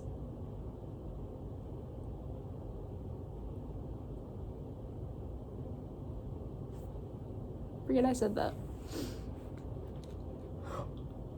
Rock's buttocks could sense the vomit and bile that were bubbling up from Greg's gut. As his torso tremored, Rock could feel his bodily slime on his hand, his fingernails scraping against Greg's moist vulva? That's not vulva. Is that like the little dangly thing in the back of my throat? And extended into the sloshing vomit that accumulated in the back of his throat. The pool of regurgitation didn't deter Rock. On the contrary, it motivated him, letting him know just how close Greg was. Just like Geraldine. He's eating out Geraldine right now, but he's killing a man. Lifting his other hand up, Rock took his thumb and index finger and clamped them over Greg's nose. While he was still attempting to emit an audible plea, Rock ensured that the request would be his final. The big man's dominant fingers sprung from the speed of a mousetrap, twisting sideways and snapping Greg's nose bone. Rock watched the pathetic man as he continued to choke on his fist and the bum rush of blood welling out of his nasal cavity. His glowing eyes adorned what they saw.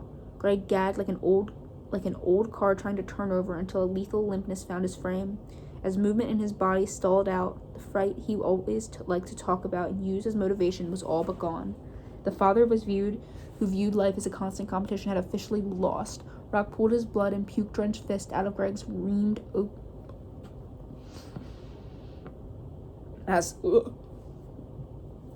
He dismounted the dead body and rolled himself toward the wall. The anguish on his face was overly obvious as he bit down on his lip and clenched his belly. While he was focused on killing, the gunshot wound didn't seem to bother him as much. Good thing I ain't finished yet, Rock thought. Across the room, Molly remained smushed against the wall. While the violence she just witnessed was highly disturbing, the dreadful expression she donned wasn't alone. Along with the horror came a forbidden feeling, a dirty but irrefutable sense of satisfaction. It sickened Molly to consider the notion. It was a result that felt impossible. The collective tragedy she'd experienced were enough to somehow justify the inhuman pleasure she took watching Greg slowly choke to death. She stared blankly at Greg's demented-looking corpse, finally able to exhale a sigh of relief. Suddenly it was like her brain was plugged in again. She snapped out of her trance, and Molly's attention immediately shifted over to Tom. "Oh my god, Tom! I can't lose you too," she cried. "I think he's okay. At least I hope he is," Rock said. When Molly turned him over, Tom's face was purple. Her trembling fingers hesitated before tracing over his neck. "He's alive!" Molly yelled. Her mind was racing at a breakneck speed. We've got to get the hell out before she comes back. "It's not safe yet. She ain't gonna let you live. You need to stay here," Rock replied. "What about the kids?" "They're trapped in the playground still. She won't go for them until she's dealt with us. Business before pleasure." Oh my god, 29 more pages!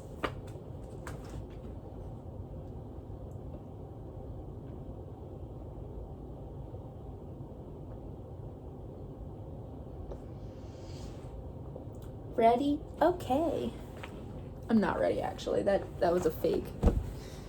What are we gonna do then? We ain't doing nothing. I'm gonna take care of her, and you and your husband just gotta lay low until I get back.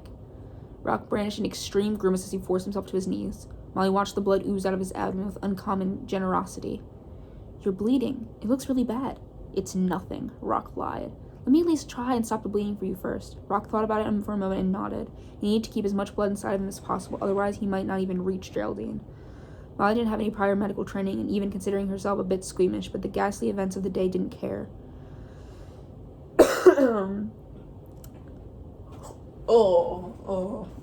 that. Okay. I lost my place for a second because I was being squeamish.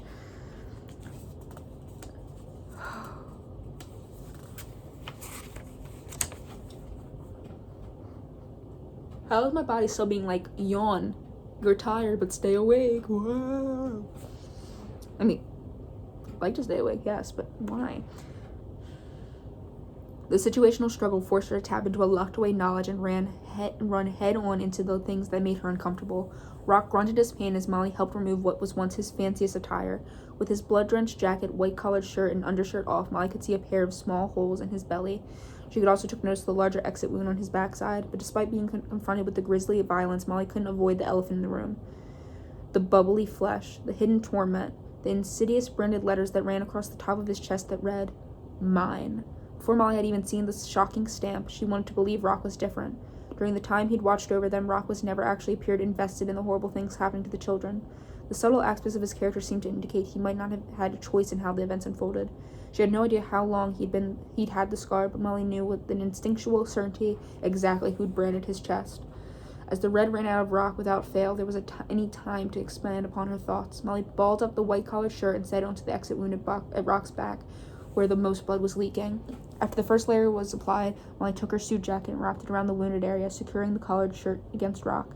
She placed his undershirt over the smaller bullet holes on his front side and tied the arms of his jacket together, tightening and clothing around him as snugly as she could. Rock moaned in pain, but didn't shy from making his way back to his feet.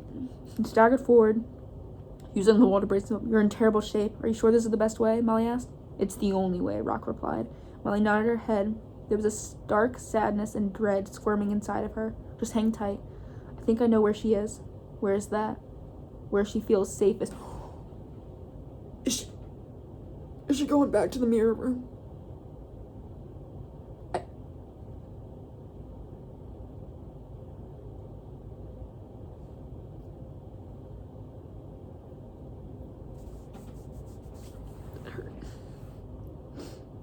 What are you gonna do when you find her? Rock slowed his stride near Fuck's dead body. He looked down at the sick old bastard and watched his bits of smoke continue to fume from his ear holes.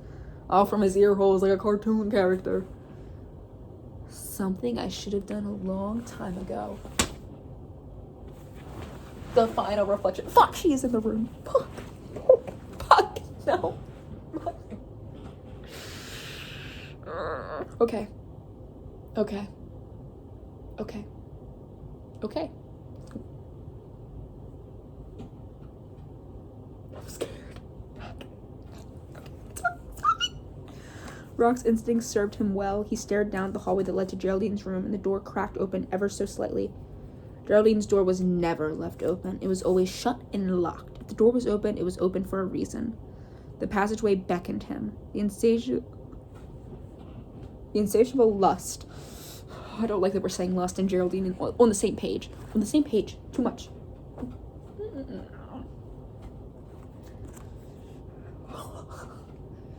Worked lifelong odyssey possessed him. It was a desire that had unexpectedly arisen. Rock was living through a day he dreamt about, but he never believed in his dreams might actually come true. As the pain reminded him of his own morality, Rock had already had a philosophical conversation inside of his head.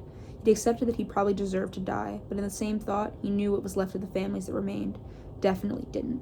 His longing to achieve that small victory compelled him forward. While Molly had stopped the rapid blood loss from continuing, the effects of what Rock had already lost began to haunt him. The sweat slid off of his pores and a stabbing sensation attacked his brain. His legs were tired as hell, but Rock forced himself down the hallway until his stride broke the threshold. The room was empty, all but for another particularly open door opposite Geraldine's bed. To Rock, Geraldine's bedroom was only an incubator for sin and trauma, one that had hatched so many mental and physical scars that it caused him to become confused. Confused as to the purpose of existence, and more broadly, confused as to the purpose of man as a species. Upon entry, the room where his perverse perception of reality bloomed made his skin crawl. Rock could still smell the stench of Geraldine's haunting the air around him. Her rotten, glazed, gushing cunt.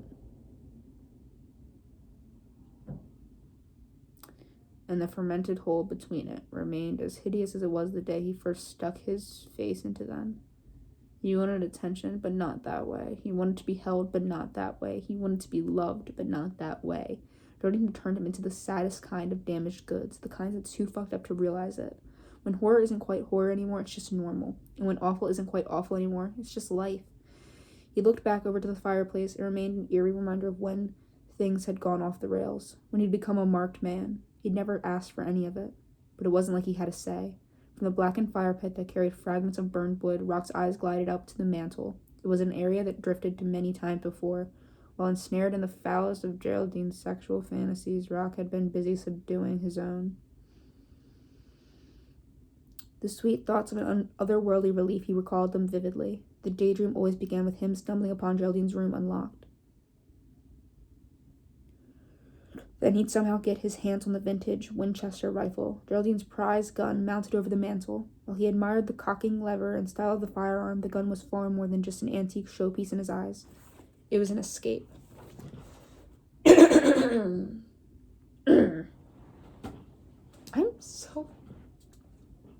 scared. What else am I about to imagine?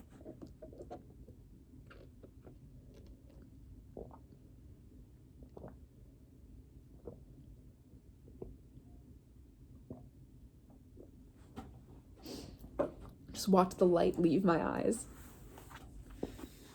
The visions of methodically loading the rifle up and sticking the long barrel inside his mouth always ended the same. When he pulled the trigger, Rock felt the elusive relief that he'd sought wash over him. But having that fictional liberation ripped away each time he withdrew from the fantasy almost made the entire charade more trouble than it was worth. He'd never found the willpower to snatch the rifle off the mantel before, but today was different. There was just one problem. The gun was nowhere to be found. For Rock, in that very instant, everything had finally come to a head. The suppressed compilation of volatile emotions, the decades of secondhand decency, the crippling sense of self-loathing, it all pointed in one direction. The secret closet. He twisted his head away from the mantel and toward the belly of the beast. It was a place that Rock regrettably was more than familiar with, the dark realm of vanity that Rock knew to be Geraldine's sanctuary, a place where her narcissism bred with her perverse infatuations to spawn her abhorrent moments of bliss. She's so predictable, Rock thought. Sure, she's predictable. She's predictable in a very demonic and unpredictable way that, like, any other person, you'd be like, ain't no way. Ain't no way. But with her, you're like, yeah, yes way. That's how it goes. Geraldine had forced him to pleasure her among the innumerable mirrors on many different occasions. The Hall of Reflections was never an area Rock was able to find peace. He didn't like the things he did inside. They felt wrong, but they were all he knew. It seemed the more Geraldine grew to worship her own reflection, the more Rock grew to detest his. Only one good thing had come out of the torturous duration he'd spent between the mirrors: familiarity. During his time inside, he'd become well acquainted with the layout. Focusing on the room itself helped to distract him from the more upsetting aspects of his time.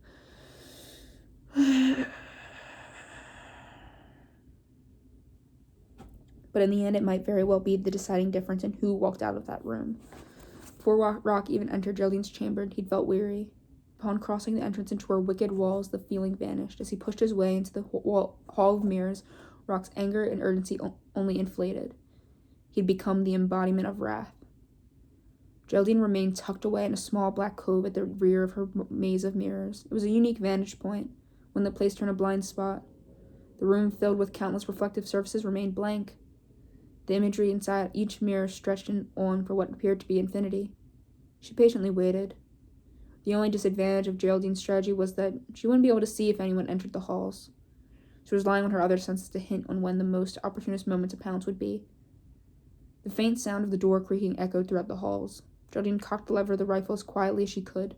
The mechanical sound still bounced around the room more than she would have preferred, but she knew in just a matter of moments the sound would be of little consequence anyway. When she peered over the edge and caught a glimpse of the reflection, she saw her failure. The mountain of a man that she'd botched. His bloody body was covered with Molly's makeshift patching, and his boxy face was adorned with slices that had just enough time to congeal. The puffy scar tissue on his chest displayed the capital letters that she'd violently engraved upon him to initiate their bitter bond. She thought about Rock's recent revolt, and the anger inside blinded her. Now, the 4 letters couldn't have held less significance. Mine. He's supposed to be mine, she thought. Geraldine whirled around the corner, lowering the rifle back at his wounded midsection. She'd let a round rip off the bullet fail to penetrate Rock. Instead, his entire body fragmented and fell crushing to the floor. Son of a bitch, she yelled. Geraldine stepped out into the hallway as a trail of smoke drifted into the barrel of the rifle. You said it. Not me, Rock mumbled. His gruff words boomed around the space. The echo attached made it difficult for Geraldine to pinpoint his exact position. Maybe Rock wasn't as stupid as he perceived him to be. The raunchy memories of her relentless sexcapades in the bizarre room re-entered Geraldine's mind. The absurd amount of time they'd spent there together was incalculable. Another loud crash of glass changed against the floor. The noise only confused Geraldine. She hadn't fired another round. She could only assume Rock was responsible for the sound of the damage. Silence. I made you who you are. You damn well better believe that I can ruin you just as fast. First of all, you ruined him in years. And not completely. So, how fast is this ruining him process going to take? I don't have all day. I really, truly don't. Rock doesn't either. He's bleeding out. Geraldine popped around another corner of the maze and sized up her injured servant. She reloaded, cocked, backed, and continued the assault. Blam, blam, blam! Another 3 ripped out of the chamber in succession, but only yielding a disappointed mini mountain of glass. You never did see me for who I was, Rock said. This time when his voice boomed, it felt even closer to Geraldine. The creepy sudden shift in location caused her to whip back around. Before Geraldine had even aimed the rifle, another pair of back-to-back shots left the barrel. Blam, blam! More shattered glass with the same lackluster results. Oh, I know exactly who you are, Geraldine yelled. Do you? Rock asked. You're Rock Stanley, not a Borden, not a son. You're nothing but a mutt. Oh, just like what PETA says, a worthless pile of misery, a defect. I tried my damnedest to fix you, but it's time to cut my losses. Geraldine screamed. As the chilling words left her wrinkled lips, Geraldine heard a heavy footstep. She pivoted back around, holding the rifle steady, but Rock's reflection was nowhere to be found in the mirrors. She took another step in the direction his voice was last come from, knowing he couldn't be far. She was right. Having just heard the shots close enough to make his ears ring, Rock knew it was time to take his shot. His hand gushed blood from the mirror. He'd punched through, but the wound was worth the advantage. Geraldine had let her own familiarity and fondness for the Hall of Mirrors overshadow the most important detail of the room. Rock was the person who built it. I don't know why I'm snapping. This is not like a go girl. This is kind of a good girl.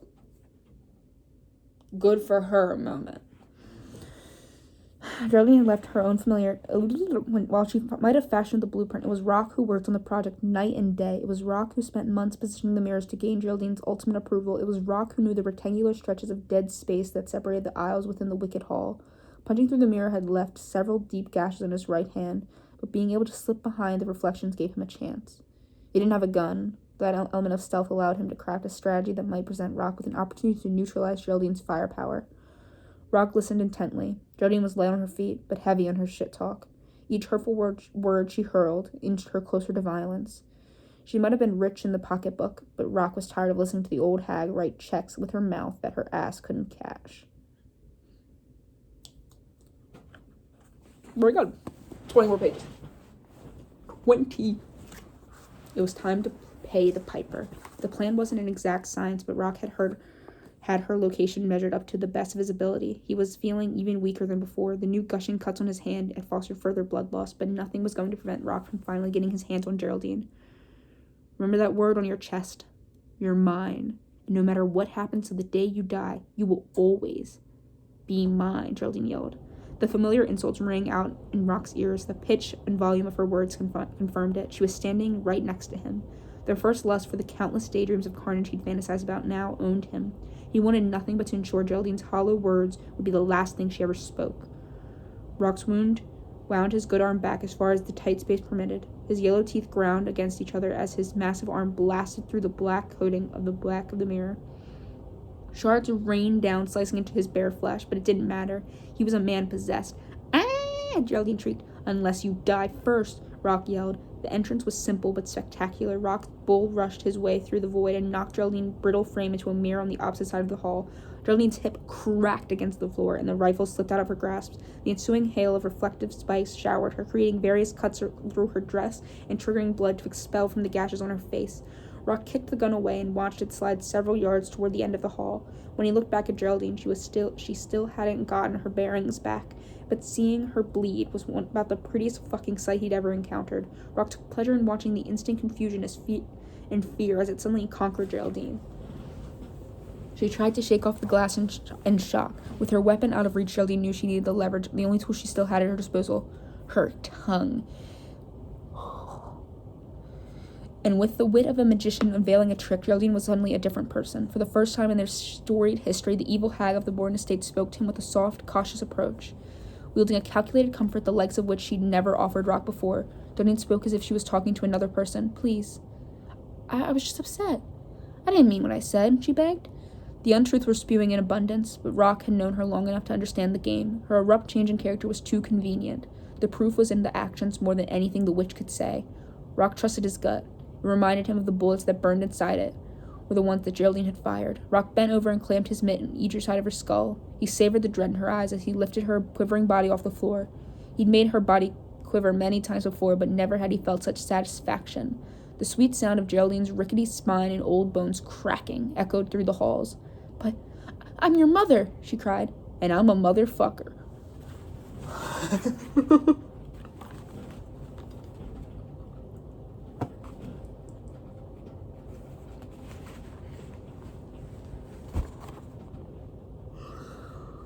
Rock hurled Geraldine forward, once again shattering the replication of the image she obsessed over. The force of the toss projected her so far that not only did she explode the mirror she connected with, but also burst through the one behind it. As Geraldine hit the floor, fresh peppering of razor shards sank deep into her facial tissue.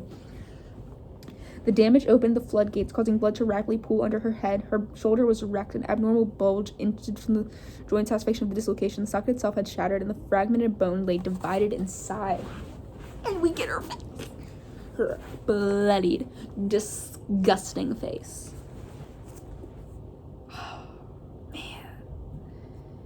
Man. Rock stepped through the opening behind her and back into the initial hallway, just as they had when he'd entered the room. The collection of crusty dildos suctioned to the various mirrors sickened him. The mere reminder of her pleasure relit his rage. His meaty fingers intertwined with Geraldine's grayed locks. When Rock gripped the follicles, he did so with all of his might. He lifted Geraldine's mangled body off of the ground only by her hair, as she spluttered a mixture of groans and incoherenceness. He positioned her at the midpoint of the mirror where he could gaze upon her brutalized face. "This is what you wanted, isn't it?" Rock asked. As Geraldine's wicked mouth shuddered, blood poured with a vengeance. But just before she was able to get a word out, Rock beat her to it. "That was a rhetorical question," he mumbled. Rock smashed her face into the glass with unnecessary force, but it wasn't as if he was thinking strategically any longer. He was now only powered by bitter emotions. The silvers stabbed into Geraldine's face, opening her cheek, and a hardy hunk of the skin was left flapping to the side of her skull. New glass shards pierced into her skull and were sandwiched between the ruined flesh. But Rock wasn't done. He lashed onto Geraldine's slippery neck again. Rock propelled Geraldine through a prior mirror with such excessive force it caused her new lacerations to cut his hand all to hell. One of his knuckles found daylight, revealing a bony whiteness amid the crimson. But the gruesome injuries changed nothing. Rock's grip was true. Without hesitation, he dragged Geraldine down to the next mirror beside him, as if she were a puppet. He propped her on her knees in front of the reflection. Aimed between her eyes, a lengthy orange dildo projected out several inches. The dried, cakey remains of her pleasure still littered the plastic shaft. "There you go. There you are again. And look, one of your friends, too," Rock said. Geraldine attempted to speak, but when she opened her mouth, a waterfall of warm blood was her only response. "It's the love of your life, right? She probably deserves another kiss," he said.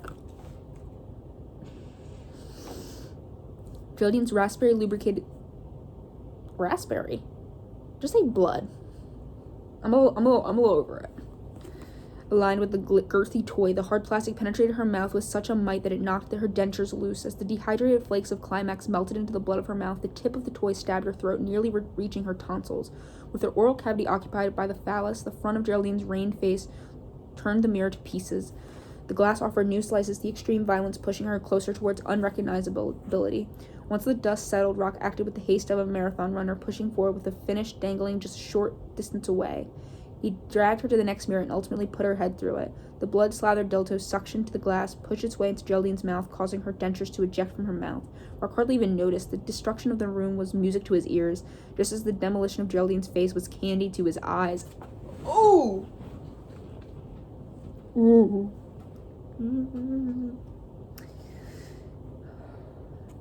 After several additions, mirrors came crashing down. Geraldine's face looked like a pork pin cushion that had been slashed to ribbons. It was now just a collection of meaty, wet globs that were randomly positioned. In achieving the ghastly result, Rock had become the definition of red-handed. While even more of his blood drained out of his limb, he gawked at the broken mirror in front of him. Rock couldn't help but notice the unique break calling out to him. Fate had seemed to shatter the glass in such a way that left only a single long shard of glass positioned upward like a stake. Rock looked down at what he left of Geraldine's head. The red oozed or squirted from nearly every direction, but he could still see the well of blood that covered part of her face was bubbling. Still hanging in there, Rock thought. His lips twisted in a grin of gratefulness. He was excited to see she was still fighting. A feeling of joy buzzed, knowing that what Geraldine had stuck around long enough to feel when he had in mind. I know how much you love yourself. It would make your dreams come true, he whispered. Rock reached underneath her dress with his right hand. It was difficult at first for Rock to get hold of her panties because of the surplus of blood coating his mitt, but after a moment he was able to get enough elasticity to end and tear the crusty cloth clean off. Rock could have never imagined a scenario where he'd be removing Geraldine's underwear with genuine excitement. The vile symbol of his terror smelled the part. The fetid aroma infecting the panties was like a big plate of rotten flounder and eggs left out in the sun for several days. She'd taken everything from him. It was only right that she took everything from her. Rock lifted Geraldine's leaky, motionless body off the ground. He parted her haggard legs with such care and attention. When her body let go and Geraldine's bowel emptied, it didn't dissuade him in the slightest. "Hurry now," he whispered. Once Geraldine's rancid release concluded, Rock aligned her puckered pussy just above the spike. He tried to look into her eyes, but couldn't find them. Her face was too destroyed to make heads or tails of her anatomy anymore. "I ain't good at goodbyes," Rock said. He let his grip on her fall. To Rock, it wasn't just Geraldine's body that he was letting go of, but the totality of his demons as well. All of his insecurities, all of the torment, all of the hate. He found the unfathomable freedom of his dreams. Rock watched him solemnly as the long spear of glass carved into her curdled meat curtain. As the shard carved deeper into her tunnel, Geraldine's demonic hole swallowed it up. It was symbolic in a way. The reflective spikes suffered the same fate that most everything who came into contact with Geraldine Borden did.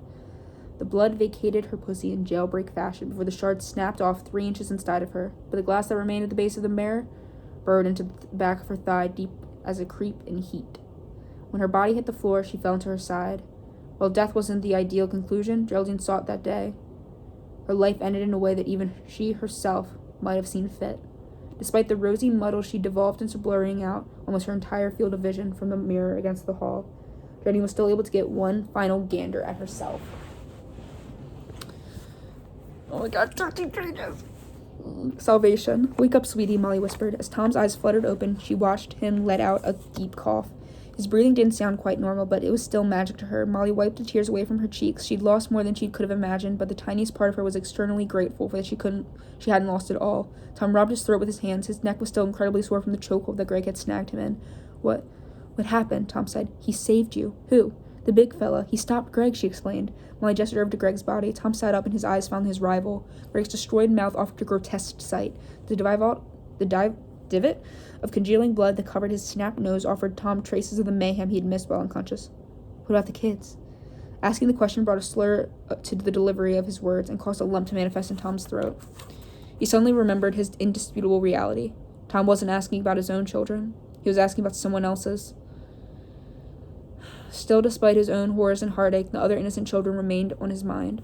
"We have to wait. He said he'd be back. He dealt with that old woman."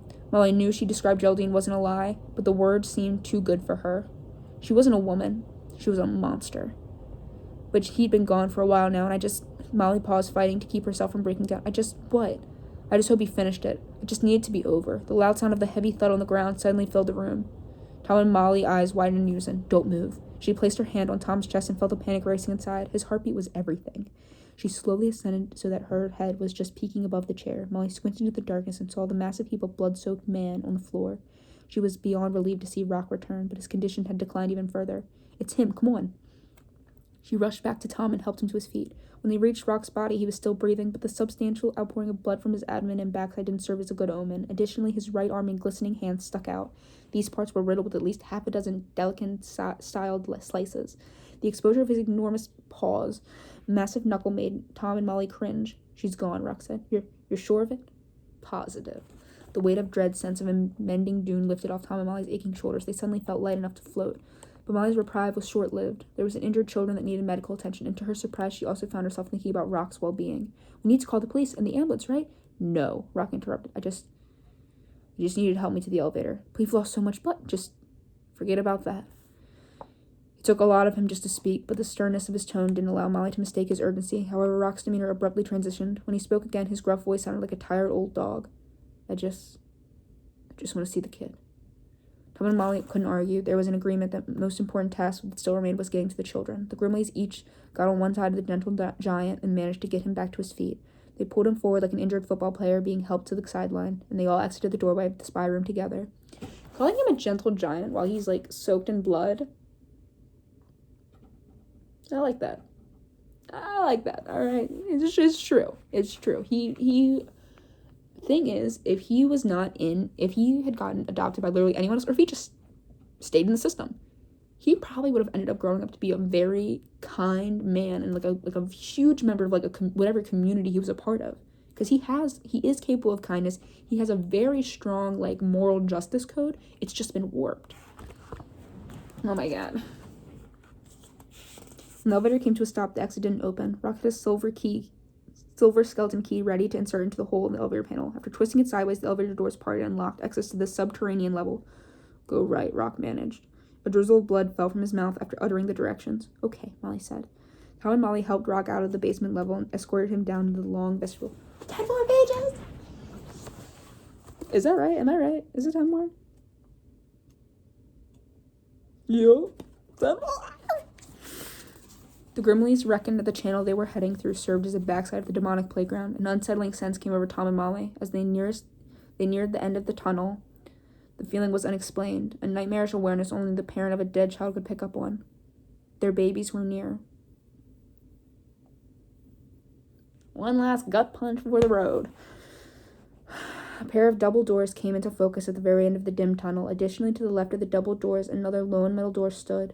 Tom and Molly noticed a singular door at slightly different times, but they both shared a similar nauseating rumble in their stomachs post-discovery. They couldn't deny the truth. They were forced to absorb the grotesque details they played out on screen, but it was still hard to believe that any of it was real. When they approached the entrance, Rock found his footing and held himself up to the wall beside the threshold. He took hold of the massive deadbolt at the top of the door and pulled it out of the wall. Rock reached back into his pocket and extracted a key ring. After sifting through the blood-stained metal, he finally located the key he was looking for. He stuck it into the lone hole and twisted. As the lock popped, Rock looked down at the second deadbolt lock and then ran across the bottom of the entrance. I don't think I can bend down. Can you get the other one? He asked. Tom squatted down and pulled the metal bar until the second mechanism was deactivated. Rock placed his gushing hand over the handle and turned. Due to his injuries and the weight of the metal barrier, he struggled. Tom stepped up beside Rock and helped muzzle it open. As the path to the children was finally unveiled, Molly held her breath. She still didn't want to accept what she knew to be the truth. In her heart, Molly wished that Isaac, Sadie, and Sam, through a miracle or otherwise, would be standing safe and sound behind the door. The horror she'd been forced to swallow on the television was just the cruelest Hollywood special effects gag known to man. If it was, she'd gladly take it in stride. She wouldn't even be mad, but inside Molly's twitching gut remained the reality. As she took the look inside the playground, the fading flares of her pipe dream were definitely extinguished. No Isaac, no Sadie, no Sam. She expected the hurt to resurface, but that didn't make it any less devastating. Tanya remained in the sandbox beside Donnie. The young boy's burned arm was slung across the shoulders that now held up a disfigured face. The charred skin and melted flesh that covered Tanya's grisly exterior looked disgusting, but they were both still alive. The sound of the massive metal spikes shooting in and out of the rope tower offered a slight audible distraction. It was the only one of the diabolical devices Geraldine and Fox had created that would never see any use. The look when Tanya and Donnie were that of relief and exhaustion, but there was still a certain measure of fear and distrust that would be erased until they saw daylight. They were grateful that the attitude and emotions Tom and Molly and Rock carried weren't of malicious nature. As they read into them further, Tanya, even Donnie, seemed content to see people come to their rescue. While they shared a pool of similar emotion, they also held their own unique variations within. Donnie was glad that he didn't have to see his mother again. He didn't fully comprehend the finality of death. For the entire duration of his time in the playground, he debated if they might eventually reconnect, or if the hurt that the big man had put on her would keep them separated forever. He was grateful that it was the latter. On the other side of the spectrum, Tanya understood her parents were far from perfect. She was evolved enough to comprehend that her dad told Bobby to do was evil. Not just evil, but evil beyond anything she believed to be capable of. When she only saw 3 of them standing at the door, she bawled, "Where's my mom and dad?" She howled. Donnie stroked her shoulders delicately, attempting to ease her anguish. Molly's bottom lip quivered. What kind of answer could she possibly give? Ignoring the question seemed like the only reasonable reaction. "We've got to get out of here." Donnie continued rubbing her shoulders, trying to comfort her to the best of his ability. Then he slid his arm around her hand and helped Tanya to her feet. When the double doors opened, the 5 of them were confronted with a tall set of concrete steps. They sluggishly ascended them together and made their way up to the grass. It took a moment before any visitors realized that they were standing in the backyard of the Borden estate. They were all just a stone throw away from the harmless-looking playground where the disturbing day began. They had come full circle. Oh my God. She's still a kid, and she, after everything scary that happened, she just wants her parents. But that's just...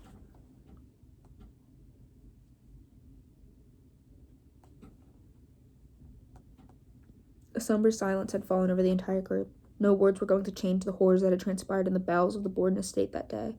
They would all now and forever be missing pieces of their hearts and pieces of their families, no matter how dysfunctional or difficult they could be. They were still family. But in a way, when the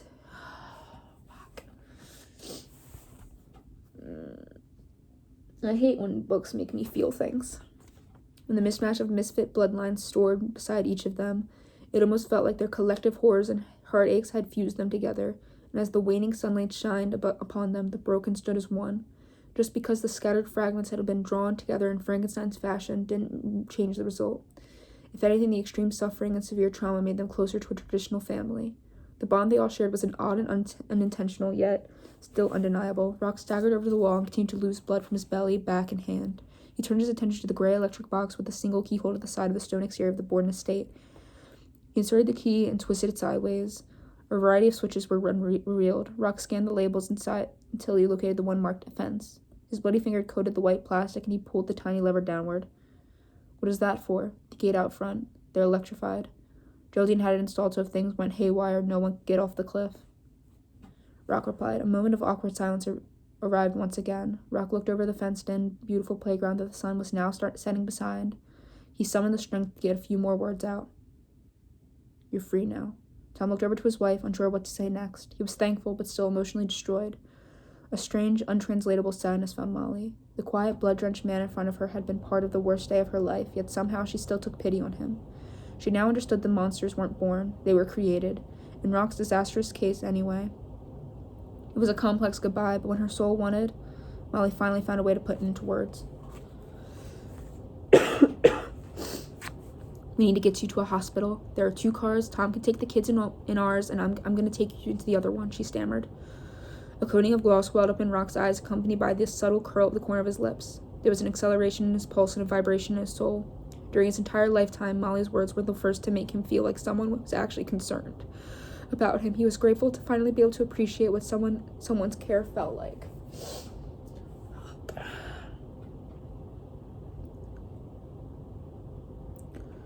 The movie's starting outside. I'm about ready to go to that. The tears trickled down his face, and Rock stared into the boy's lost eyes. Oh, wait. Even if the coming from a stranger, even if it was fleeting, he was still thankful. It was the greatest gift he'd ever been given. It was a feeling that was warm and wholesome. It was touch that he knew he'd never taste again. "I'll be all right. Just take care of the kid for me," he said. The tears trickled down his face as Rock stared into the boy's lost eyes. His own eyes. Again, Rock saw himself in Donnie. The endless accrual of hurt, sorrow that he'd endured didn't have to be that for the kid. Rock knew he didn't have another chance in him, but more than anything, he felt that he didn't deserve one. But when he looked at the burned little boy, he knew that Donnie did. Oh, fuck.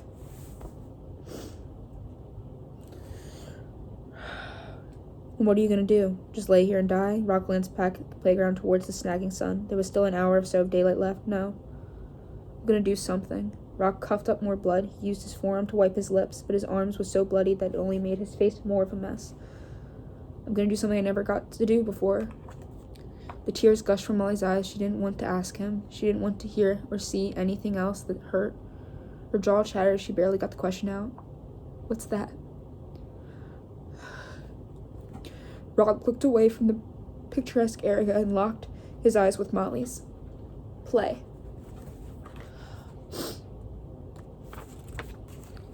Like a kid again.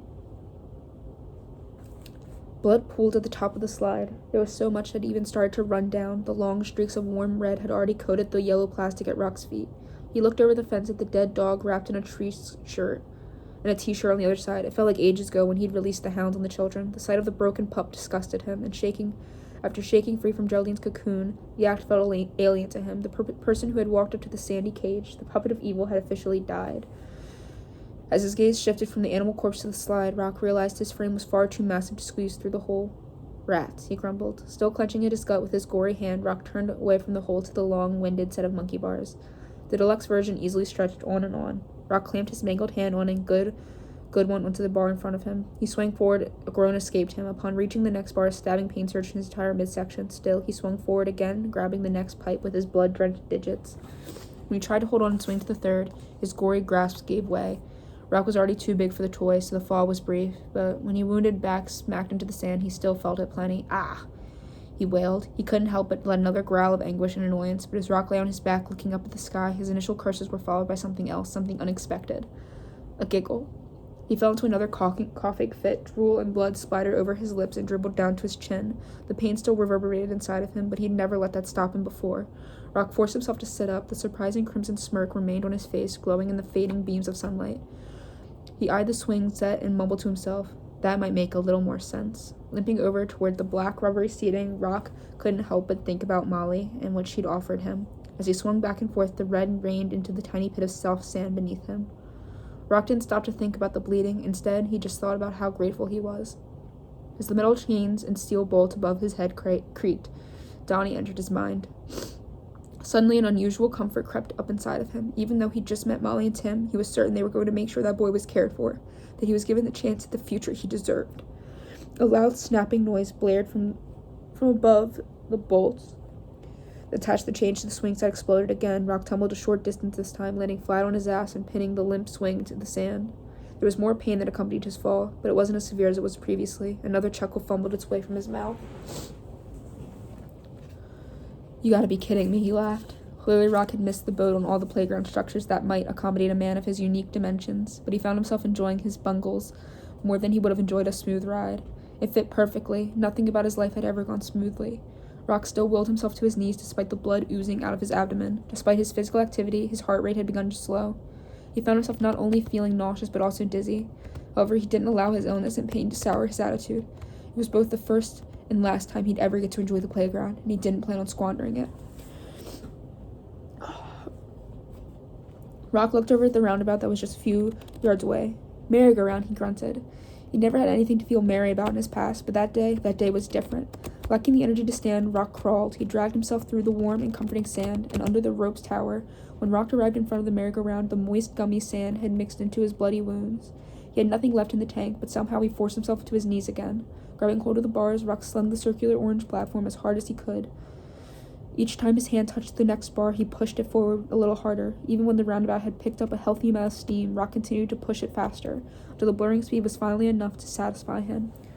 Rock willed himself to his feet. As each of the spaced-out bars whizzed by, he figured he was only going to get one shot at it. Usually people spun the roundabout while the kids were already perched in their position of choice, but Rock didn't have that luxury. He studied the speed and plotted his pounce. Believing he saw a gap big enough to accommodate his huge body, Rock dove forward. As he crossed into the path of the merry-go-round, one of the thick steel bars crashed into the gaping exit wound of his lower back. "Son of a bitch," he yelled. His curse began as a cry but transitioned to a cackle. "If you didn't have any bad luck, you wouldn't have had any at all." Rock gripped through his running grin. The shot of Rock's lower back slowed to roundabout's momentum. But like a gift from God, when Rock landed on the center of the toy, there was still enough energy in the structure to keep it spinning round and round. A new pool of leakage puddled around his body. The velocity of the ride spread the red among the circular platform in various directions, but the mess wouldn't grow much longer. There wasn't a lot left inside him anymore. Rock opened his eyes and looked out in the cloudless blue hue that painted the entire blurry perspective. He felt the coastal breeze on his skin, and as he stared into the sky, he wondered if anything was actually up there. A strange sensation of discomfort was stretching across his face. Rock Stanley wasn't accustomed to grinning. The pain wasn't the worst he'd felt. It was different hurt than the kind he'd come to know, a hurt that under different circumstances he could have definitely gotten used to. The beauty of the day had about dried up.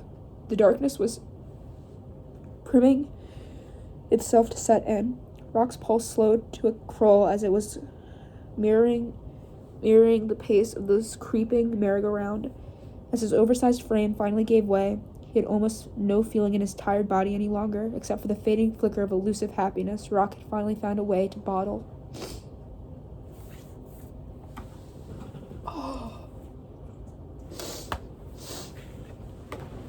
Okay. I didn't think this book was going to make me cry. I thought it was just going to be gross and scary. No, tears. Yep, I read it. Now to yell at Disney Princess. Golden Chainsaw for worst kill, I'm gonna say goes to Sadie, because it was the most unexpected, and just, I didn't actually think the children were gonna, attack each other that way, but all of the kills were truly, each was unique in their old way. However, I think the most boring one, I'm not gonna give it to, Rock, because it made me cry. I think Fucks was, he just got thrown. It was either going to be Fucks or Caroline from, is that her name? The mom? It was going to be one of them, because every other kill had, because they just got hit. Surprisingly enough, they're both kills that Rock did. And I think that makes me like him even more, that his kills weren't elaborate, they weren't planned out, they weren't theatrical, it was just, here's a threat, let me eliminate it.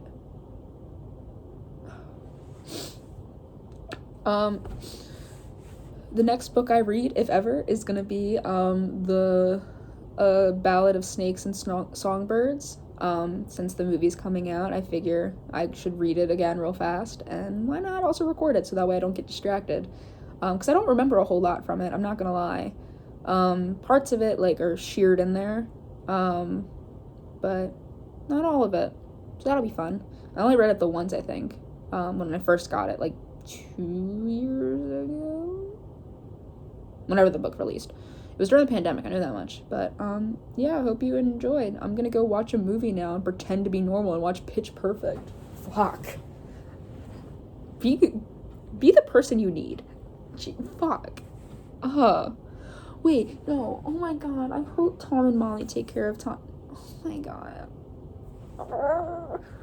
They better take care of this. How the fuck are they gonna get through this legally?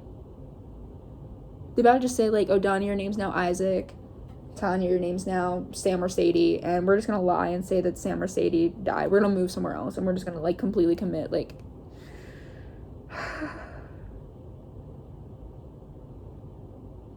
I want to look up fan fictions for this to, get, a more conclusive end. I don't think there is one, first of all. There is any. If there is, I'm scared. I'm so scared. I'm gonna look. As I'm watching Pitch Perfect, I'm gonna look for deprived fan fictions. But that's all for now. Bye-bye.